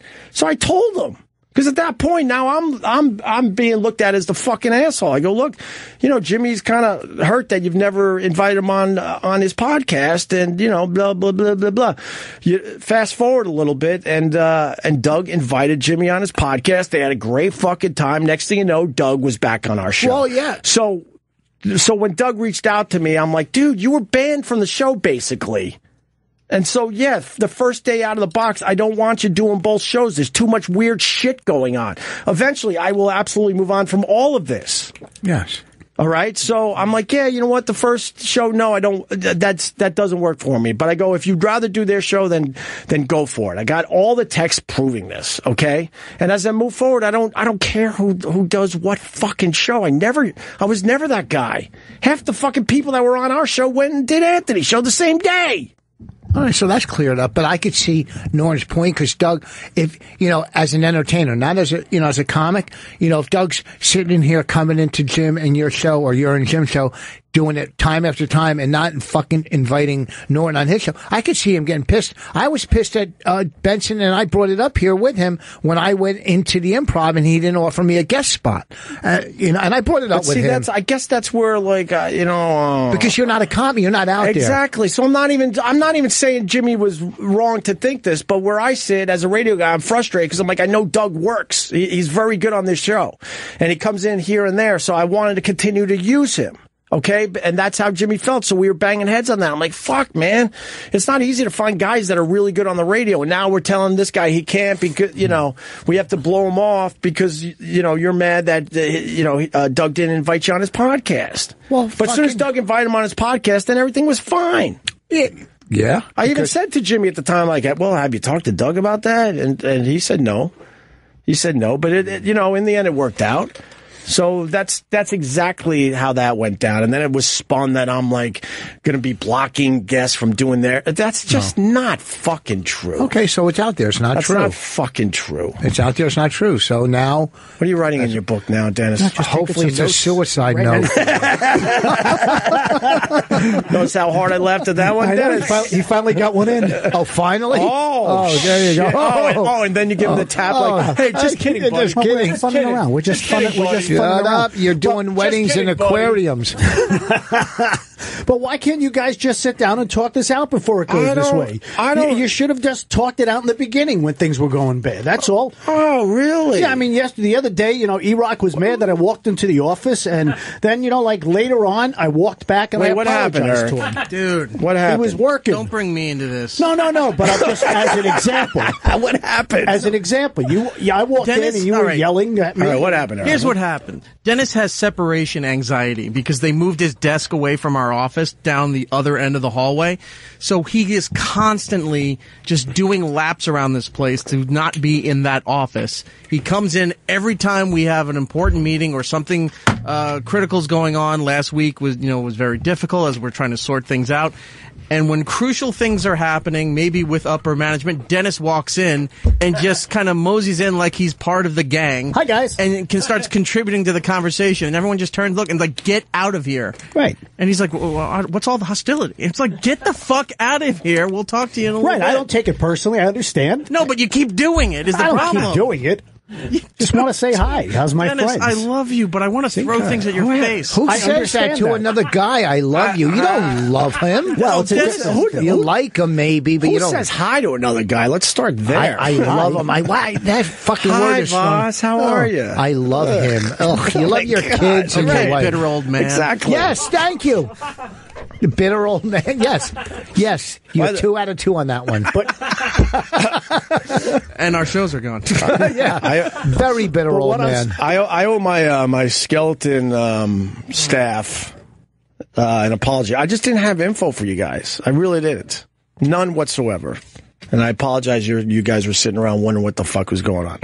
If you're just tuning in, I literally signed the contract last Friday by myself in a fucking conference room. Couldn't Sirius just let me and Bonnie come in one more Tuesday to say goodbye to everybody that supported us and thank you? God, why do they allow that? You might say some evil things. Tell them, Dennis. Tell them how it works. When you fire somebody in radio, you fire them after, like, say, Thursday or Friday afternoon, and you don't let them go back on the air. If I want to say evil shit, I could have done it now. Can I talk to you a second? You bring them down to the office, and then you say, hey, thanks a lot. We're going in a different direction. He just fucking took a fly in with his tongue. And then the next day, they make believe you were never there. Exactly. Dennis is the king of being fired. But no, if I wanted to say anything bad, I would do it on one of these. I wouldn't do it. I'm not stupid. I'm not going to get fucking canned from coming into Sirius. There's other shows I do here. Bennington, the morning show I'll be doing. All of them. Fugle sang now. The after show. There's a lot of shows. Right. Look, Doug Benson texted. Just because everyone should get their shit out here. I'm sure Jimmy will have a different fucking version of the Benson thing, but I'm telling you the truth. Doug wrote, I couldn't do either show today. I was asking about this week in general and totally understood if you didn't want me doing both shows this week. Never asked you to do both shows today. So he's saying that. I was under the impression that he wanted to do both shows. So. There was a miscommunication there, my friend. Right, because you guys don't communicate. You gotta communicate. I didn't want the same guy on both shows day one. I just didn't. There's too much weird shit going on. I get that. We need time to, Look, there's a lot of comics in New York that have relationships with you and have relationships with Norton. You guys... That's one thing you guys have to bury that fucking hatchet, because comics are going to want to do both fucking shows. Mm-hmm. That's the bottom line. I have no problem with people doing both shows. Okay, so I'm on the record saying it a million fucking times. So I have a problem with it. There you have it. There you have. You're just hoping that you're invited to both shows. No. Listen. Do you really think it's the end of the fucking world? Just kidding, Voss. I know, but I just put your hat on. No, put your hat. I can't with that. Anything else? Any other suggestions for the new show day one? Do some cross promotes. Let Jimmy and Sam run a cross promote. Hey, tomorrow morning. Do you understand how many bridges I've burned? Who the fuck am I cross promoting with? Again, sit down. Go out for breakfast. Have an omelet. Have some pancakes, some coffee, and just kick it around and say, "All right, look." Kick it around. Hey, you know what? I want to kick you around. We all made some mistakes. That's why he's in here. How annoying is he? We all make mistakes. He doesn't even fucking listen. Life is short. He just keeps babbling. We got a good thing going on here. We're making good money. We have nice surroundings. We work with good people. So let's, you're a lucky guy. Oh, you're listening. Doug Benson has texted again. I assume he doesn't mind me reading these, okay? Well, we're listening to Gandhi Radio with... Doug, if you text me and you're like, please don't fucking say this, then what if we just have Doug call in? I will respect that. He writes, and Jimmy said, if you don't want guests doing both shows, which I did not say, it would be a two-way street. But the first thing Jimmy said to me is that he'd be fine with guests doing both shows. I just got into town and I'm enjoying your first show. I think Doug's coming in tomorrow. Hey, Doug, you got to admit I'm carrying it. Hey, another good song. I'm working with a guy that just got out of a major car accident, and it's like I got to fucking carry this fucking cripple around. I don't think I can say cripple. I gotta say, if I didn't love radio so much, I'd be so fucking gone from this place. Yeah, but what else are you gonna fucking do? Fish. Yeah, you see my fishing pictures. You Impressive, get tired right? of fishing. Pretty impressive, right? You see how tired you got of sunset pictures? Things get tiring after a while. Yeah, you think? You go on a fishing boat? I don't like fishing boats. Like the Down East or I like surf casting. Yeah. Surf casting's where it's at. It's a challenge there, Dennis Falcone. It's a challenge to try to figure it out. Surf City, Janadine is where it's at. Huh. Yeah. How do you listen to this? I got another song. Song from the movie Kelly's Heroes, Burning Bridges. I liked Kelly's Heroes. That was a good movie. I remember telling George Clooney that he should remake that. Who did Burning Bridges? Clint Eastwood. When did you ever talk to George Clooney? Savalas? Oh, many years ago when I was working with Bob Costas. He came in as a guest. And you talked to him, you said you should remake it? And he said, you know what, you're a rat pack of guys. And he said, who's this fucking human pest dispenser talking to me? You know what? In a way, you know that movie he made? What was that movie? He made the Army movie with Bill Murray and everything. Stripes? No, not Stripes. Oh, sorry, we mentioned Four Kings. Four Kings. That's no, current that was Dennis. a different one. Wait, what are we saying again? Bill Murray was in it, where they went to get the money from Germany or something. That was a very similar. No, they went movie. to get the fucking the paintings. Yeah. What? It's called Nobody Watched It. Monument Men? Yes. It's a Monument Men. Yeah, nobody saw that. No, actually. But it kind of reminded me of that. What was it called, Eric? Monument Men? Yeah. I swear to God, It's an all-star cast, but it tanked horribly. The Monuments Men. Monuments Men. There. You know, yeah. So when I was telling George, What do you got in this movie? You got the Clooney. Matt you got Damon, the John Goodman. That guy. And that guy. The guy who played the head of NBC in Seinfeld. That is him, right? Yeah, on the right. Yeah. Okay. Are you guys watching Westworld? Yes. It's awesome. Bonnie had to explain it to me, but I like it. Watching Westworld. Yeah. I was watching my bank balance. Maybe you just got to rent out half of your fucking penthouse. Know what they told me? This is the corporate lingo. What? They're fucking like just giving me a beating, right? And they're like, "You're gonna have to take a haircut." This is how they talk about like taking taking money away from you. You're gonna be taking a haircut. The only way I could explain my haircut, put a picture of Phil Collins up on the screen right now. That's the haircut I just fucking got. Do you know how funny your wife is? I'm like, that's so insulting to like you're beating up one of your employees that have been here for 12 years and you're just going to make it all fun for everybody. Like, oh, you're going to be taking a haircut. Well, can I tell you? Getting a haircut, I should say. Yeah. Getting a haircut. I got one last weekend. Oh, can I tell you how funny Lindsay is? I want to say one line that she said to Bonnie that's so fucking funny. Yeah, go ahead. She goes, I have to have the maid wipe my tears. Your fucking wife is funny, man. Of course she is. Holy fuck. I enjoy it. I enjoy a good sense of humor. Anything else, Dennis? Why don't you have the wife co-host the show with you? Oh, that would be great, because wives on the radio are really fucking, people can't wait to hear that. Remember when Regis Philbin used to host the show with his wife, Joy? Yeah, she was the fill-in host over there. She was the fill-in host. So it was nice. She did all right. I'd have to get a hypnotist to remember that far back. Yeah, it was a couple of... Have you heard Howard's fucking wife? No. On the radio? It's brutal. No, I'm sort of... Have you heard? And I love the guy. I love him, but Imus's wife on the radio? Yeah. Right. They just do It's not a good road to go down. Yeah. Not a good road to go down. It only worked honey! What's going on at home? It only worked with me and Bonnie because we're both comics. Oh, shit, I'm sorry. No, because... I swear to God, I wasn't even thinking. No, well, the obvious. Right. Well, no, but no... I feel like an idiot now. No, now? It only worked... It worked with me and Bonnie because we're comics and we hate each other. Yeah. Well, Doug has texted again. You're nothing without Voss. So I guess. Wow. Yeah, so maybe Doug isn't coming in tomorrow. Look at that, Doug. Maybe Doug isn't coming in. Doug tomorrow. just gave me that guest spot. That happened to you, really?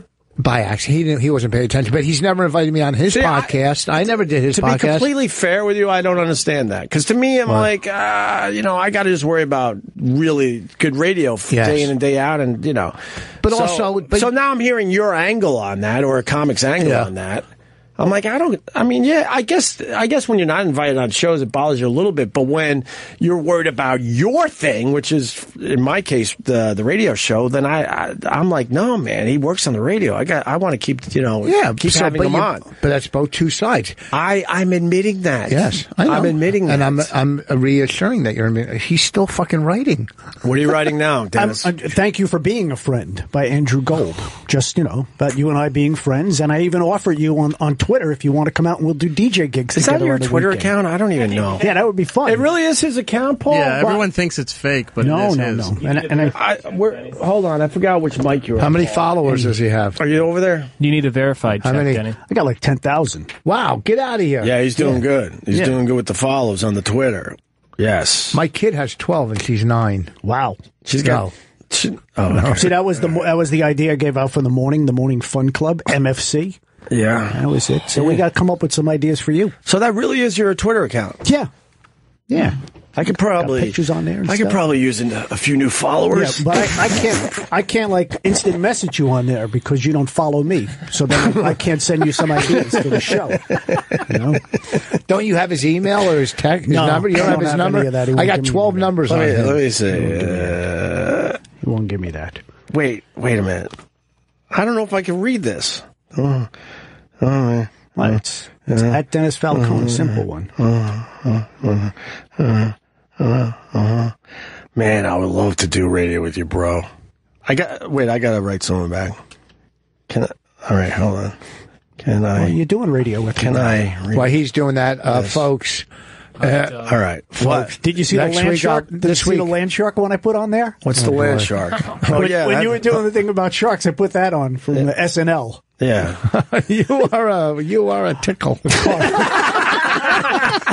We have some good chemistry here. I could come in a lot. Yeah. Dennis, I always liked you on the radio. I like, I've always liked having kind of the weirdos and the quirky people on. Yeah. Another thing I didn't fully feel like I could totally embrace on the old show, to be completely honest with you, if we're being honest today. I always thought you were really good on the radio because you just annoy everybody around you. Mm-hmm. Well, thank you. And your autism is painfully obvious. Yeah. I'm not autistic. You're so on the spectrum. No, I'm not. I think I'm not on the like spectrum. A handicapped lizard. I think I got a taste of the spectrum. You're in the deep end, my friend. I think I got a couple toes in, but you're in the deep end. I don't think so. I'm on the 60s and the 70s. I'm not on the spectrum. Not on the spectrum. That's like an alternative rock channel. I listen to in the radio. I listen to 60s on 6. Right. That's my main. Listen, then maybe 70s, but 60s is. I love 60s. You got to go. I got bored with the spectrum a little bit right now. A little bored. Right. Their rotation's a little too much for me. Right. Underground Garage. It's where it's at right now. Stevens channel. I'm telling you that's where it's at right the fuck now. Well, maybe you should also DJ on some channels. See if they give you a couple of extra shekels. Oh. Yeah. And the guy I like too. I don't know his name, the host on 69 on 6, the guy from the Hermits. He hosts Peter Noon. Peter Noon. He has a good show. Yeah, something good. Saturday afternoons, 5 p.m. Eastern time. Yeah. Fuck, I don't think I can read that DM I just got. Damn it. You think host... damn it. Opie should host some music shows. Yeah. Yeah. That's not a step or 20 backwards. No, why not? Yeah. Maybe a baking show. Huh? Maybe he can. Yeah, that doesn't play into the whole. What are you going to do? Play records? Yeah. Hey, maybe some Weather Channel stuff. Yeah. Opie's favorite songs. Little thing. Like you could do it every week. I play a little music here and there. Yeah. I don't even have filler. I don't even have filler yet. I don't have production. I haven't talked to these guys yet. Yeah. You should also come in and do some show prep. Maybe come in and what the fuck is that? Maybe 10 minutes earlier than showtime. First of all, he's by himself, so he doesn't have to come in to do show prep. He can do show prep in the car. or at home. No, you do it at home. There's so many sources out there with the internet. I have always said the less time you spend at a radio station, the better you're going to be. Me and Bonnie never, and I'm telling you, man. I love hanging around a radio station. That's your problem. You have no friends. You suck the big corporate dick. No, I don't. Yes, no, you I did. Don't. I just do my job. You suck the big corporate dick. I just do my job, and I like. Last week I had to be in here, and I'm like, holy fuck! If I spend another minute in this fucking place, I saw you in there. I waved to you. Yeah, did I look happy? You kind of blew me off. I just waved to you, hi, pal. Oh, maybe there was something else on my mind that is. Well, I know. I just wanted to, maybe take it away from you a second. Maybe you should have said, "Hey, Dad, why don't we grab a bite?" I was learning about my haircut. Yeah. That's an interesting haircut that I had to take. You say, why don't we go by, tell the truth. Has anybody ever left here with you and gone out and got something to eat? I would guess Roland. I would guess Paul. I would guess Larry. They usually bring me a lunch. I don't think Eric. Eric might have went out to dinner with you once. He offered me his lunch last week. He said his hamburger and French fries, but I'm hungry. Text quick enough. Because somebody gave it to me and I didn't want it. Okay. So usually Roland buys me something, or Paulie does. Roland's a good guy when it comes to buying people food. He's a great guy. He's got a big heart. He's got a big heart. Big heart. He does. He's got a big heart. Well, that's not good. Why not? Why not? Maybe you should try having a big heart. Be nice to people. No, see, Voss gets it. A big heart. A big heart. That's scary. No. That means it's working a little too hard. Roland lay down on a puddle so no lady can walk over him? He's doing some kind of kickboxing thing. What's he doing, Paul? He's kickboxing. Yeah. What's it Paul, called? Is it Muay Thai? Muay Thai. Muay Thai. He's doing that. What dish is that? Have you seen him do Muay Thai, Paul? I haven't seen him do it, no. I would love a video of Roland doing Muay Thai. He brought the gloves in. Yeah. Showed me the gloves, yeah. Yeah, they're cooking gloves. Fantastic. All right, Dennis. Baking gloves. All right, man, I was on, but now I'm gone. Good luck, Ope. Thank you very much for having me on a maiden voyage here. Yeah. How do you sign off? This is his song. Hit the road, Jack. Hit the road, Jack. Did you ever play it by Buster Poindexter? No. Get the hint and leave. Buster. Good one, E-Rock. Love you, buddy. Right to the end. Love you, buddy. Horrible autism. Not that there's anything wrong with it, but I feel like I'm attacking. I feel kind of bad at going, but it's too easy. I know. But you know what? He's a good guy. He means well. He's like a good. I swear to you, though, he's got a kind heart. As soon as that door closes, Voss, he's not even going to remember that he was in here. He's and neither are we. This. What, Eric? He's going to go back there and air check this. Oh, really? Yeah, he saves his every time he's on the air. He saves a copy. Oh my God! Oh, his house got. You think what's her name's a hoarder? No, he's. You have no idea. He's got every kind of dumb radio. He trades item. air checks, Jingle parties. And jingle parties. What the fuck's a jingle party? Huh? What's a jingle party? I think I can read this DM if I don't say who it was, right? I have no idea. It depends what it was. What's said. All right, I'll wait to see if he gets back to me. What are you promoting, Rich Voss? This week, Get the fuck out. This week, Thursday, Friday, Saturday, Funny Stop, Cuyahoga Falls. Go to richvoss.com because I'm working every fucking week. And my new CD, Rich Voss 5, will be out, I think, in 2 weeks on iTunes. And also, if you're buying on Amazon, amazon.richvoss.com. Go to Golf Tech. It'll fix your game. I don't know if it's going to fix mine. Look at that ass. I don't know if it'll fix mine. A little rough in front, though. That's okay. I always fuck them from behind, so I don't have to look at them. Jesus, they work here. I'm talking about my wife. Oh, of course. I buy like all these hot masks, right, and I put it on the back of her head. Yeah. Then I bang her from behind, and I pretend I'm fucking that girl. It's fucking great. That's impressive. Me and Bonnie had a big fight last night. Well, we'll talk about it as these mess with you. No? What? Can we talk about the fight? No, we have one all the time. Well, you can't just bring that up and not talk about it. We made up. I emptied the dishwasher today. Oh, that's very nice of you. Our fucking dog is peeing everywhere. We got a Yorkie. Is it bad when your wife goes, "You did the dishes"? Is that bad? Huh? Is that bad? No, because your butler's not supposed to do the I dishes. don't have people like that. How's your place look? It's not good. What'd you do with all those shelves that we discussed? I fucking threw them in the dumpster. That had to be $100,000. No, it wasn't. How much do you think it was in shelves? I don't know. It was ridiculous. And you just threw them out? It was absolutely ridiculous. Oh, that's good. We got a hurricane coming our way. That's wonderful. All right, why don't we're going to take a break. More with Voss. Is Carl around? I saw him wandering the hallways. I think he's gone. He was just stopping in and saying hi? They were doing something for the food court. Oh, okay. I'm fucking starving. I know. You have an intern? I got to figure this shit out. Nope. I want coffee. You got to get an intern. At least you can get an intern. Hey, fucking look who's here. It's just me, Eric, Paul, and Lewis. I don't even know Lewis. Lewis is good. I like Lewis, by the way, but I don't really know him. No, he's good. What is he saying? What did you say? No, I just thought it was hilarious. Oh. Lewis, do I really know you? Not too well. All right. I hear very good things about you, though. I really do. Especially from the Vosses. The Vosses really liked you. Because he was your board up. Yeah, he was our And I remember producer. when you interned. I do remember that. How many years ago was that? That was about a year and a half, 2 years now. That's it? Yeah. I feel like it was longer. And when you listen to him, you can't tell he's black. No, not at all.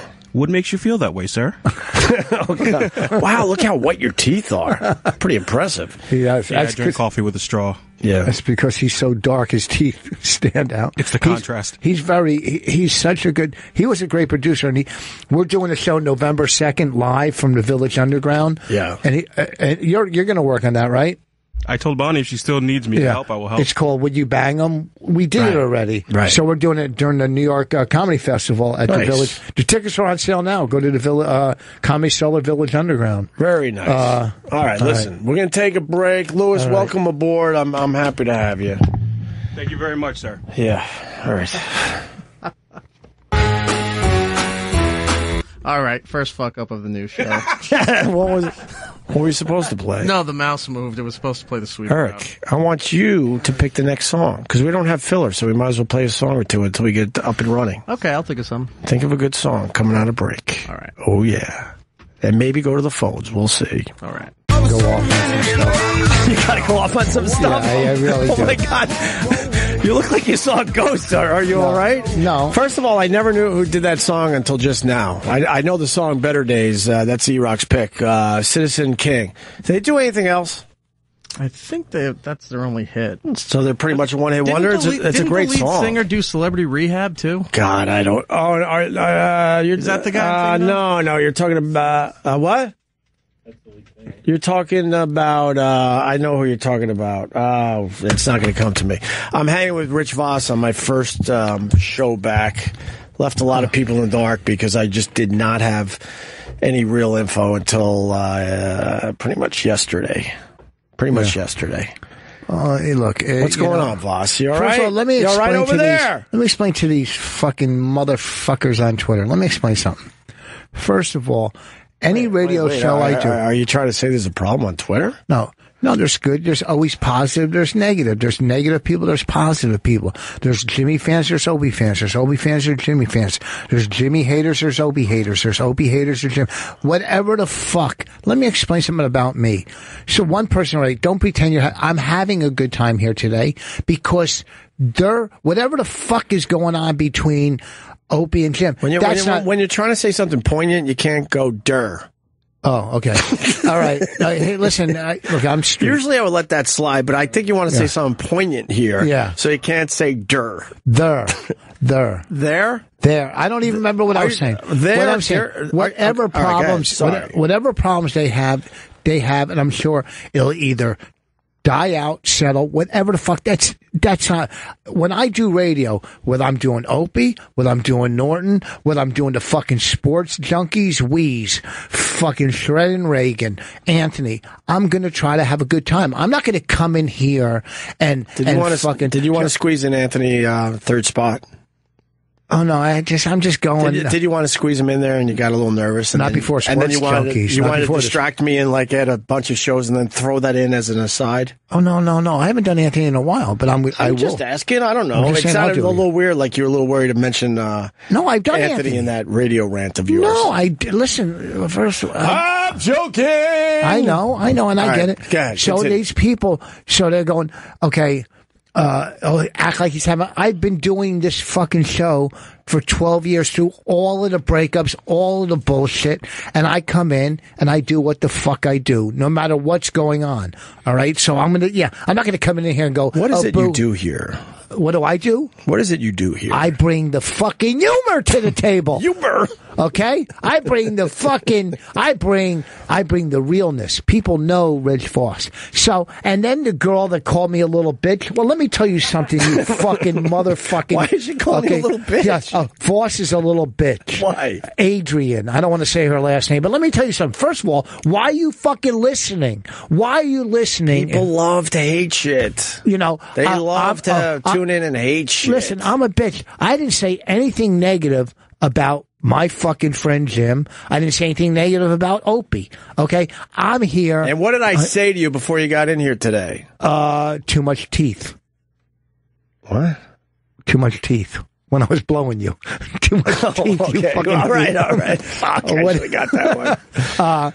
I said I would keep you out of the fucking drama. Yeah, man, I'm not knowing. I would both keep you you out could of the try drama. I keep myself out of it because I do what I got to do to support my family and advance my career and get stuff. And I like doing radio. And you need to buy another backpack. You're one short. Yes. You're one short. So this girl that called me a bitch. Don't listen. All right? That's impossible for these people. You know that, right? Because I'm going to do... I'm talking about the ones that really fucking hate the show. Listen, the day Anthony... There's nothing to hate yet. Yes. I mean, we haven't even begun. The day Anthony I came in, I go, let the audition begin. All right? And I had fun that day. And look, go fuck yourselves. You're getting a little worked up. No, yes, because these monkeys and these mutants, they're fucking... Oh, that'll help the situation. Oh, well, you think I'm going to win Adrian over? Do you think I'm going to? Maybe if I bring a pie to her house, maybe that's maybe the only way. Or fucking backup. Is she a bit big boned? No, obviously not in her picture, but you could tell. You can tell she's big boned. She's growing as I'm looking at her picture right now. It just got bigger. All right. Okay. So you could tweet me again. I favorited your tweet. I didn't block you because you don't get it. You're not an entertainer. You're a fucking listener whose opinion means not a fucking thing in the overall scheme of things. All right? You know what I'm saying? Yeah. Are you buying my CDs? Are you coming to my shows and supporting me? Probably not. So go fuck yourself. Doesn't mean a thing, huh? It does. It gets me pissed off. I know you didn't. It does. Why does it get you so pissed off? Because they don't get it. Why would they call me a bitch? Because I'm doing what I would do on Norton's show. I'm doing what I would do on fucking any radio show, trying to be fucking funny, right, and trying to carry the conversation and trying to get through this fucking whole bullshit that's going on that will pass at some point. Right. That will pass, but I'm here the day of all this fucking controversy. So what am I supposed to do? All right, why don't we just go to the phone? And that's without food. I usually am offered food here. Kenny now thinks he's so big because he works with Amy that he can't get anybody food. Why don't we move on? Take some calls. Take some calls? All right. God damn. We got HG from Long Island. Hello. Hello? Who's this? Is this Opie show? For the first time in how long? 2 years, 3 months. It's Anthony Cumia. Greg Opie Hughes, ladies and gentlemen, on my fucking show. Wow. This is crazy. I don't think I should be here right now. Is that really Anthony? Wait, who are you on with? Mercurio of all. Oh, God. Hang on, there's somebody fucking in here. I'm gonna. Do I have the point? Yeah. I'm gonna have him run to give someone a blowjob in a synagogue. You can't be that desperate that you would have Paul Mercurio on. No, it's fucking. Here we go, Mr. Afternoon. Oh my God. How bad did it get that you have Paul Mercurio? It's Monday. Oh, Jesus Christ. Well, what's going on? To put it simply, Paul Mercurio came in right after Jeff Norris left. Getting all the big stars, I say. I heard you had Paul Bond coming in. Good old Paul Bond. What's going on, Anthony? I'm a fan of his. Opie, that kind of jab would carry a little more weight if you didn't have Rich Voss sitting next to you. Let me take it. That's fantastic. Take it. What are you going to do? Discuss that new show, The Sopranos? Okay, Sybil. Nice talking to you. Fucking you turncoat. Go fuck yourself. Oh, shut up. In your stupid Garmin District fucking studio. That's great. When does Bonnie tell you have to leave, Rich? In about 15. 15. But at least I'm not going to go help her with her homework. Wow. Yeah, believe me, you couldn't help a first grader with their fucking retard. Hey, this isn't about me. This is about two guys getting back and talking, okay? A little weird. It's a little weird. Yeah, a little weird. A little weird, obviously. But see, now it's going to be spun that I'm desperate and how to get No. I don't think anyone here is desperate. I am. Well, Voss is. Voss, I think we could be in agreement that Voss is desperate. Oh, God, am I? Voss is always desperate, trying to sell his wares. He actually handed me a CD. I don't know about you, but I haven't had a CD player in I don't know, years. I don't know what to do with this thing. Exactly. When was the last time you saw a CD spit out of your dashboard? Right, exactly. He ran out of 8-tracks, so he had to go. Was that Mercurio? Yeah, it was. Mercurio, stop. Let the headliners talk. Here we go. All right. Take it. He can never fucking take it. The headliner. You're a great middle act. Go ahead. Go ahead. Take out the Rolodex of fucking shit. Jesus Christ, this is some army we've constructed. This is Christ. How sad have we become? Do you know how sad have we become? Me and Opie feuding with two pea shooters shooting at each other. Oh, now you're fucking attacking me. Well, I have to. You know what? The most brilliant thing said today was Garmin District fucking show. Rich Voss is a brilliant guy. The old days we had nuclear warheads. Now we're just now we got styrofoam darts. It's literally a child's dirt bomb fight. Why don't you two assholes take it off of us and fucking say something to each other? Yeah, you know what? I know what I liked real quick, and then I'll bow out. The second you called, you two started laughing together. And you know what it made me feel? It made me. It made me feel like. Isn't that good? What is this? Shut the fuck up and get on the. I heard Anne Frank had a chuckle with the Nazis too at some point. Oh, wow. What are the odds that you brought the Nazis in within 5 minutes of a call? Yeah. I'm just trying to scare you off. Yeah, that might have been one of our problems. That might have been one of our problems. Well, just come at me with your hair. The hairs on my little arms go up when you two started talking. Fuck you. Oh my God. Hey, Yeah. Did you hear from your brother and my brother? What do you mean? They're talking.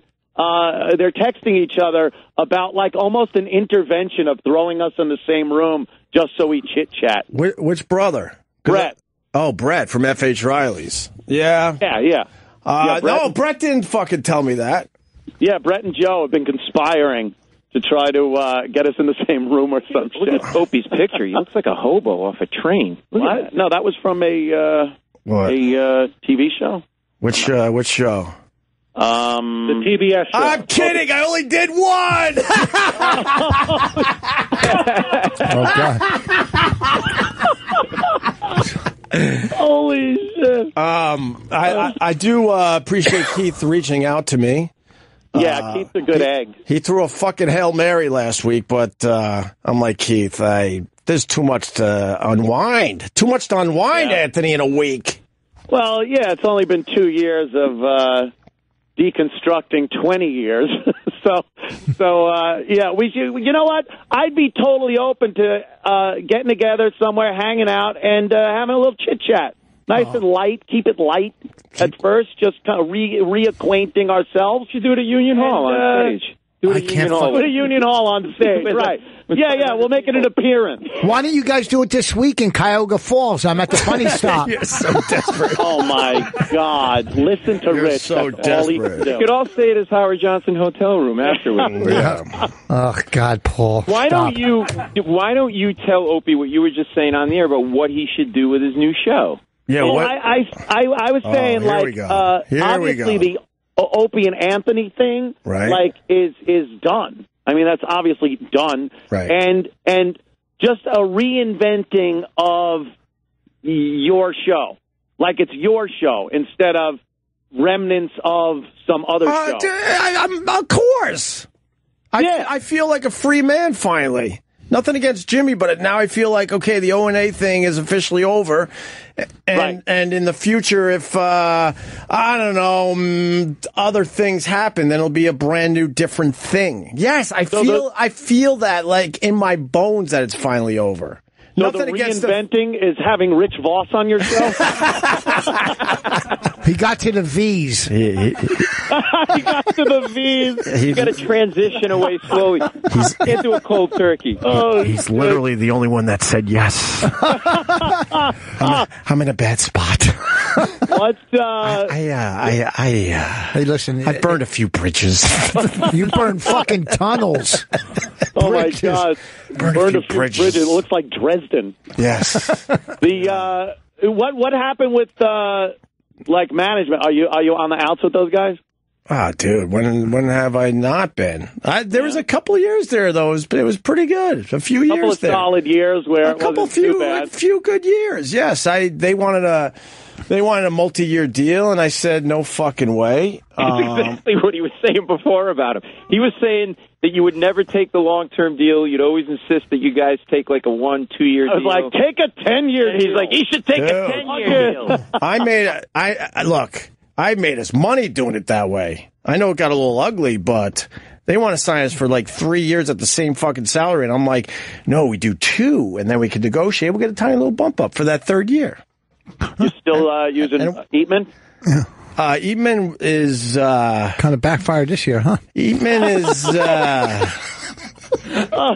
Not quite the super agent line that he used to be at. It's kind of the... No, when I really looked at it, I'm like, I think he made one good deal for us in 20 years. Holy So let's keep him on board. Fuck it. Why not? How about this? How about this, Bob? I go, Bob, it's obvious things are getting weird around SiriusXM. How about you get me one meeting? One Something meeting. different. One meeting that I can at least go to and go and see what's up. Yeah, no, it's not good.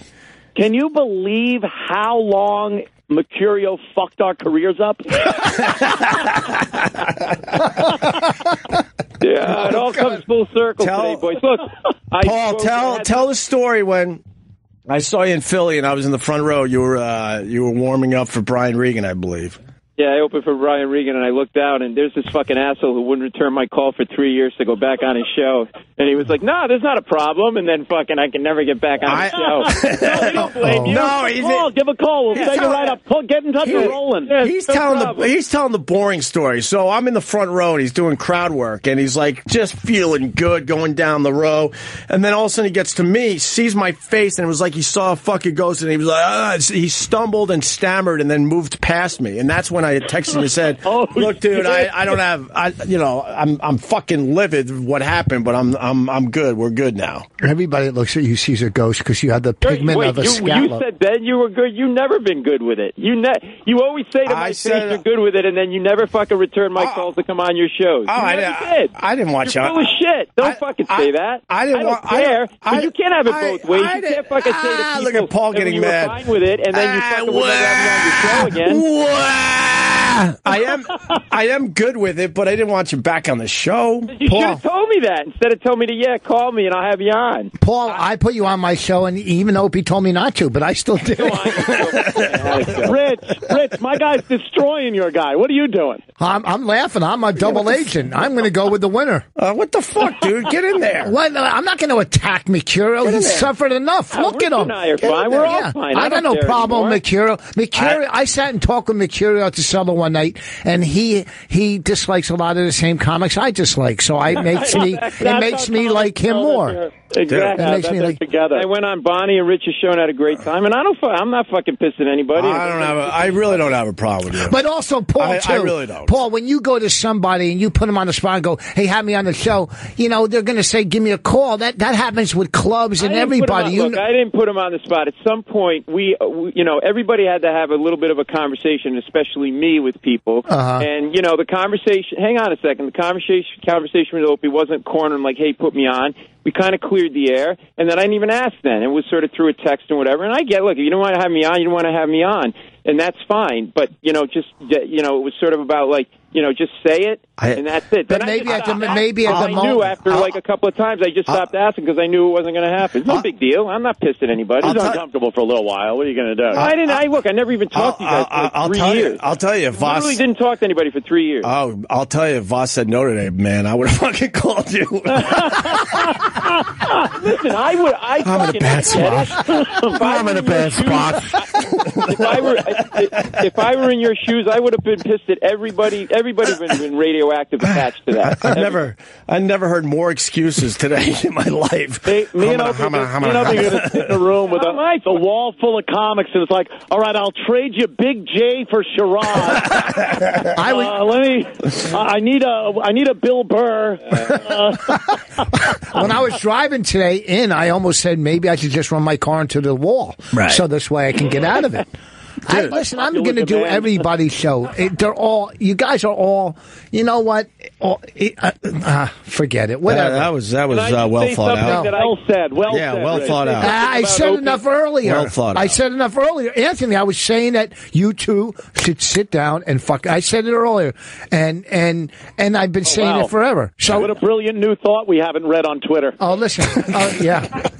Shut up. Okay. He just wants it to be his idea. It's not my idea. It's not my idea. Listen, I agree with Rich. He's got a good idea. And let me say something that I said to Mark over here about Opie. Holy fuck. The first time in 2.5 years, and this guy's just babbling with those big lips of his. Holy fuck. It's probably... They're all wearing wetsuits. He gets angry at everybody. Well, at least it's not Rich Voss feeling like he's Jimmy Carter with Menachem Begin. And, wow. Very nice. Kind of missed those historical references. Yeah. We have a peace that'll last forever. Yeah, good. You're talking about a superpower. What? Rich Voss. You doing good, Anthony? I'm doing pretty good, Hope. It's it's been a pretty. It's a challenge to build something from nothing, right? And of course, I don't know. You might have heard some legal wranglings that have been in the news, but things were going too well for him, and he's like, you know what? Let me add some other shit to my life. Well, we're getting through them. You're getting through the legal stuff. Yeah, by December it should all be taken care of. I have to go to alcohol meetings, and I just finished up my batterers intervention meetings and things. I mean, come on, with my lifestyle and everything, of course something was going to blow up in my face. Do you wink? I was hoping it was one of your guns. What? Nothing. Go ahead. Stepped on one of a gun in my face. Yeah, what the fuck? I was going to say, do you wink miss the drinking? No, I went to rehab. Right. And how was that? As they say, one day at a time. It was actually pretty fun. Yeah. He brought a case with him. A case of crabs. I don't know if they want you to. I don't know if they want you to admit that rehab was fun though. Well, no, I don't mean like I thought it was going to be kind of like prison, right. And it turned out it was a real nice place. Artie recommended it. And he's a legend down there. It was nice and cool. That's great. It's in Florida. They have the Artie Lang suite there. It's you can buy his 8 tracks and CDs. You can tell because you could literally put a safe on the bed and it won't collapse. Artie's big. Yeah, he's a bit on the big side. But isn't it weird? Isn't it weird that all the Stern guys are doing both shows? Isn't that fucking strange? Yeah, having John and Artie and Jackie and Gilbert. Yeah, and then finally, Gilbert was really fun to have on, man. I loved him. He's a good guy. And then yeah, you kind of you're forced to do what you have to do, kind of a thing. Right. Projecting and trying to think of what you should do is not a healthy thing, and one day at a time, as they say. Let me ask you one question. All right. It's not heavy lifting. Thought he was going to hang up on me. Oh, my God. No. It would have been hilarious.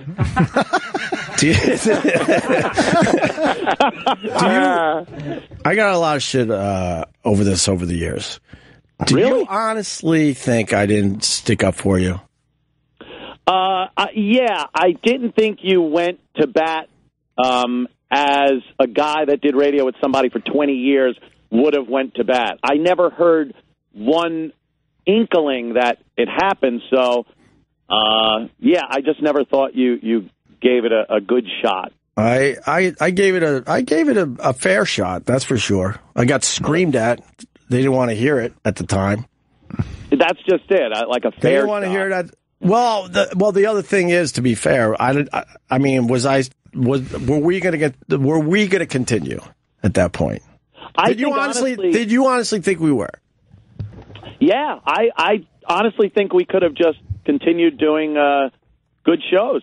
I really do. You mean like if Opie said I'm walking, if he walks, then you guys go do another show? That's either way. I felt the separation was already beginning before that incident, though. It was, but I wasn't sure if we did do something else, whether that would have helped out, right? Or just the fact that, I mean, you know how a lot of these radio relationships go. Even if the bottom falls out of the relationship portion of it, the shows are still good. Yeah. And I thought the show was still very strong. You didn't think we needed a break at that point? I mean, we were barely talking. I don't know. Maybe in my own mind, maybe going to bat for me when management wanted to fire me might have actually helped. I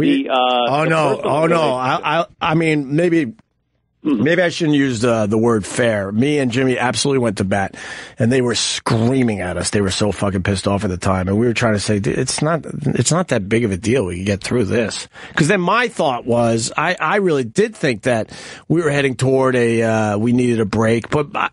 And this was never said to you, so I gotta be honest with you. My thought at that point was like, wow, we kind of need a break, but I didn't want to like blow up the Opie and Anthony brand. That's the stupidest thing in the world. So I was starting to think we got our own channel. Maybe we could figure out some new directions for both of us. Mm-hmm. Can I ask you guys something? I wasn't thinking that the whole thing should be, blown up. That's for sure. And I want people to know that. I thought we were getting to a place like your interests on the radio show were obviously very different than my interests, and then it was sort of, all those years where it worked, we had a lot more of the same interests, and we were always on the same page. But we started wanting to talk about different things, and quite frankly, we were looking at each other like, oh, whatever. I'd rather talk about this, and I saw it in your eyes, and you're like, well, I'd rather talk about this. But I didn't want to. Sorry, very different lifestyles. But I didn't want to like blow up the whole Opie and Anthony brand. That was fucking gold. So, but if both of you have said today that my attorney is speaking now. Please, both of you said today, in all seriousness, like you knew what you had. Why couldn't you bring yourselves to go get a beer one night or talk on the phone and go, look, we both just say what you're saying? We always had that bad issue where we never really talked with each other. and Anthony's not supposed to drink. That was kind of a bad thing. What a shock that you went through rehab. Is there a reason you couldn't just fucking go, look, we know we have something valuable here that's about to fucking implode. Let's figure this out. I believe what he's saying, but I think we needed a break at the time. But that could very well be. I just didn't like the way it happened. That's all. Like, if we did need a break, that was fine. And maybe, I just didn't feel like you went to bat for me, and then after that could have been like, well, we need a break anyway, but it was just the timing of it came off like, oh, now it's just Opie and Jimmy, and 20 years, there goes Ant. We'll see what happens. Well, Jimmy never wanted people to think that, he took over for you. No, I knew that. But the fans all knew it was Opie and Jimmy. He could have called the show whatever he wanted, but it was very obvious to everybody it's now Opie and Jimmy. So, whatever. Well, not anymore. No. Oh, no. You didn't want to do afternoons? No. No. You didn't want to do afternoons ever? Like, even when Sabian, fucking mental patient Sabian wanted us to do afternoons? Dude, I ran into him a couple days ago, matter of fact. Hopefully with your car. He's out of his fucking mind. It's amazing. But I think he did bring it up, but no, I did not. I did not. I don't know why that was spun differently, especially because I know he came to me at one point and said, like, and kept harping on it, and I actually had to bring out the contract and say, we're contracted to do mornings. Right. If you put us in afternoons, I'll claim breach of fucking contract, and he stopped that conversation. But he was under the impression that you wanted to do afternoons, and that's what he told me. So I believe that's what he told you, but I think he was working, both of us, because I absolutely did not want that. He talked about how, we had our success in afternoons, so wouldn't it be great? Oh my God, you guys moved to afternoons and, redo that.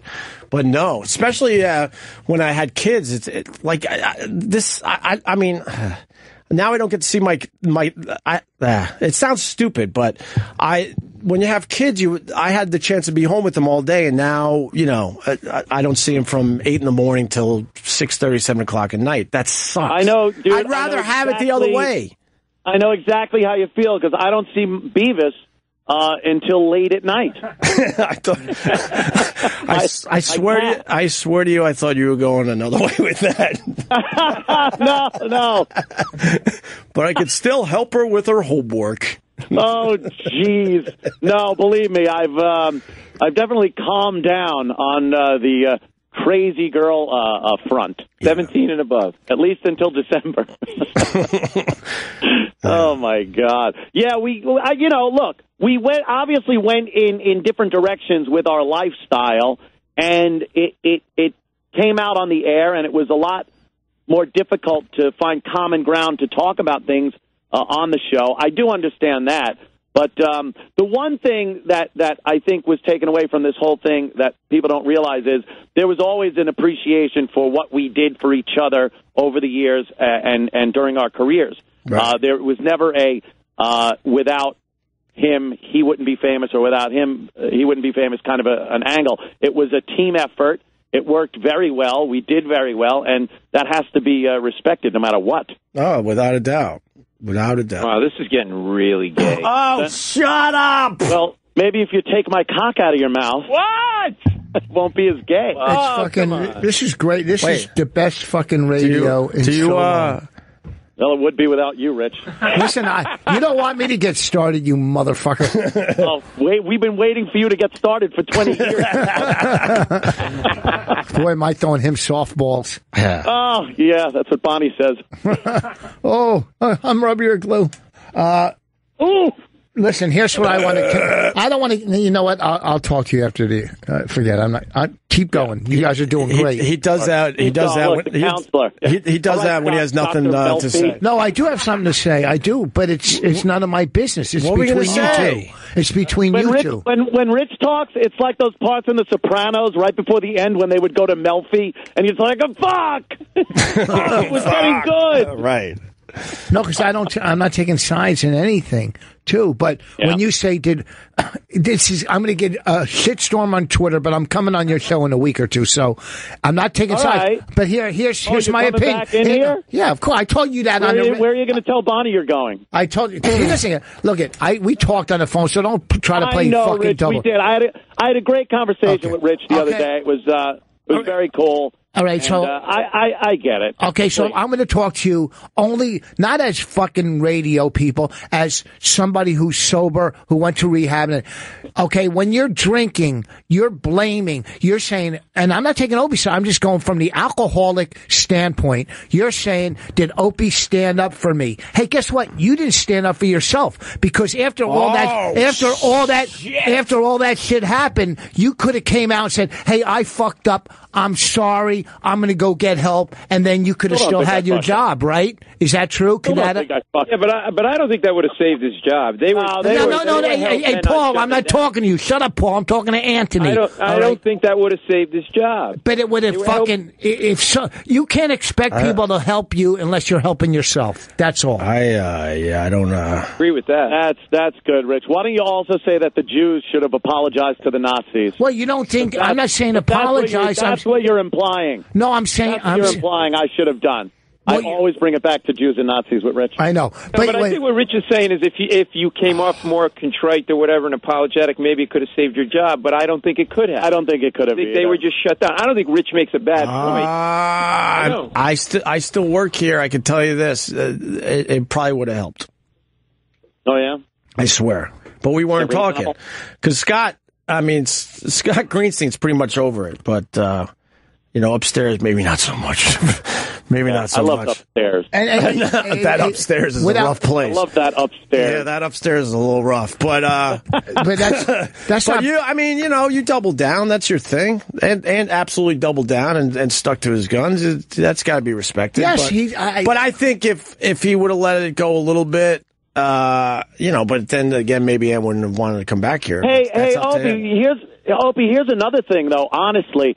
Remember what we were doing for a good fucking year at least leading up to that? Was saying, here's another fucking pussy apologize. We were playing the apologies and mocking everyone that was apologizing as they got in trouble. And then I could not in any way, shape, or form be that guy. We had geared it up so much that it was almost impossible. That put you in a tough spot. Absolutely. It did. Absolutely. With credibility with the fans and everything, man. Oh, that was...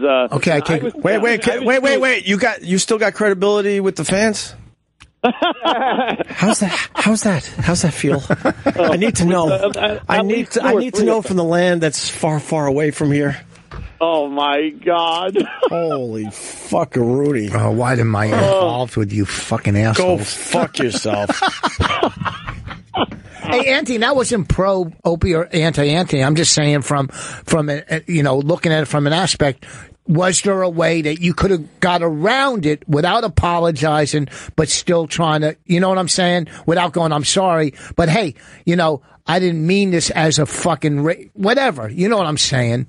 It was very difficult, like I said, because of the reasons I just said. And also it was very difficult because there's no way, especially then, to try to squeak out of being called a racist on social media, especially 2 years ago when it was really starting to kick up. I think now it's kind of lost its oomph. I think people can say things on social media now and not have so many people pile on. And the people that pile on have that ability to have you removed from your job because people are just sick of it at this point. But at that time, you were done, man. You were fucking done. So. All right, so then I stand corrected. I'm just seeing it from, All right. But I also got to say, like, objectively, because I'm totally on the outside, that anybody who fucking this is how I thought it would happen. This is how I thought it would happen. I had a good point. Anybody who heard him get fired. Hey, I let your flunky speak for a little while. Thank you very much. Hey, put some duct tape on his mouth if you can. You fucking asshole. I let your flunky speak. I thought of all the fucking things that you guys did over the years, that was not the thing for him to lose his job over. That's true, too. A lot of people said that. I did not think that was you were going to lose your job. I was certainly very surprised, yes. Hey, Ant. Are you Googling black topics right now, Ant, as you sit here and take this call? What's got? That's what I'm doing. If you notice, I've laid way off on any racial shit, especially on social media. What's on your black radar today? What's on the black radar? Let me see if I even have something. What's on your black radar? By the way, the paper crinkling up, it's called PrEP. Look into it. That's what gay people take so they don't get AIDS. Oh, jeez. I thought he meant prepare for the radio show. Well, Bill Clinton's black son. That was what I had. And I see some here that says Chuck E. Cheese Brawl, so I assume that's black.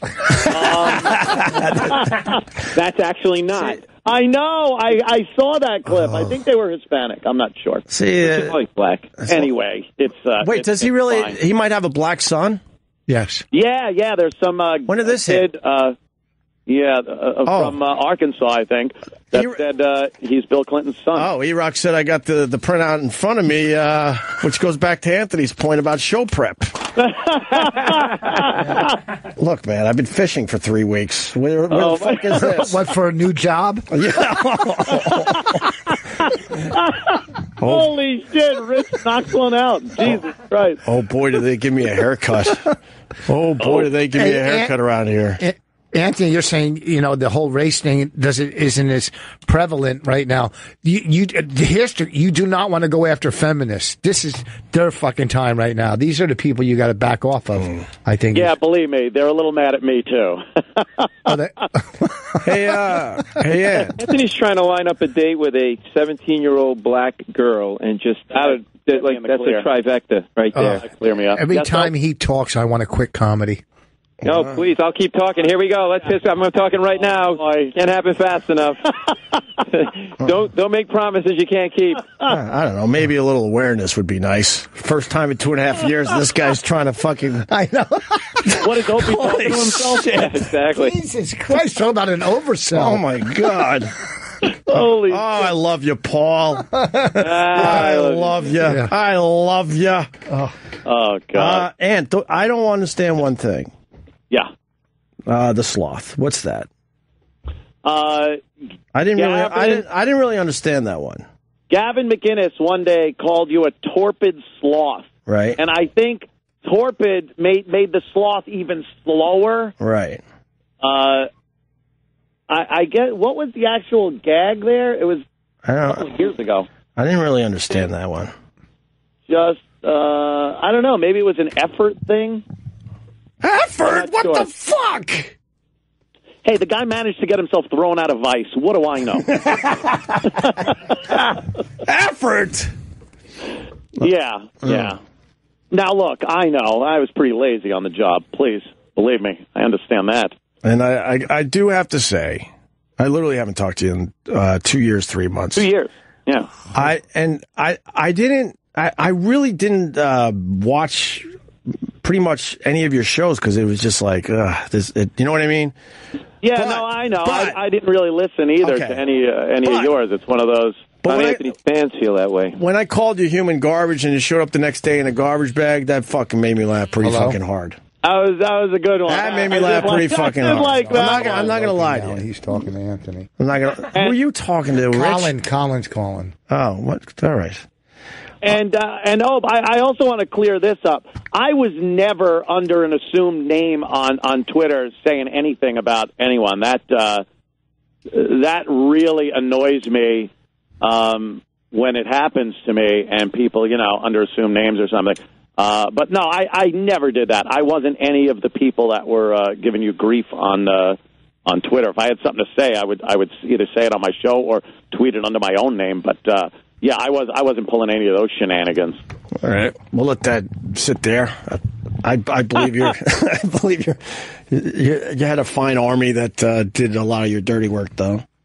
Well, we raised a bunch of fans that would do things, pretty nasty things to people that we would direct them to, but I never literally directed them to you. They pick up the ball and run with it. All those, and I can tell you, Jocktober fucking Facebook pages that they would desecrate. I can tell you firsthand, fucking your fans are very loyal. They're animals. If you fucking do something against you guys, I took a rash of shit for. Believe me, they've turned on me too, Ope. You're talking right now with, let's see, Tranthony. Another one they call me was Tranpa. And there's Zitz. Remember they were calling both of us Tits and Zitz. That was a good one. Right. And the Worm. They would call Jimmy the Worm. It was a bunch of things. We all took a lot of shit. You took a fuckload of shit at the beginning. Apparently, I don't know. Did you step on someone's cake? I didn't notice that. On the kick him out. I loved how they was trying to get you fired for that. I think because I was looked at as the fucking boss too. It made it. I'm not the boss. Fuck all that shit. God, you were, fuck all that shit. That cake was 3-4 years ago. That's whatever. It's gonna always pop up. What are you gonna do? But all right. Hey, Anthony. can you please tell your fans that we're friends? Okay, because I really don't want to deal with it tonight. Hey, Joe. Please hang up on him. Please hang up on him. Please hang up on him. Rich, we're friends. Come on, I know that. And Hope, I'll give you a text, and we'll set something up to just hang out. Like I said, keep it light. Why are you shaking your head while you're saying that? Why are you shaking your head? I will keep an open mind. Oh, this is beautiful. I will keep an open mind. All right. Well, you have an open schedule. You might as well open your mind, too. Can you tell they fucked me pretty bad? Oh, Jesus Christ. Can you tell they really fucked me over?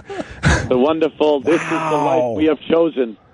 Your friends become your enemies, your enemies become your friends. Let go, and let Anthony. That's my saying. I'm out of here. I got to actually go. All right. Very good talking to you, and, we'll see what happens. Same here, buddy. All right, man. Take it easy. All right. See you guys. I'll see you. That was kind of cool. All right. What? It was. Okay. When you say look, I never doubted the chemistry, but God, see, that's chemistry, man. I fucking miss that. You guys see how you were talking? Where it was just so easy. It was an hour. That could have been an hour of good radio. Easy, right there. just back and forth. Like, this is the easiest job in the world when you have someone that could just fucking go back and forth with. What's the sloth thing? I swear I don't know. Oh, I wish that one was like weird. I wish I would have made it up. I guess I'm slow, or maybe, I don't know, maybe I'm not quick with a line. I don't know. I honestly didn't understand that one.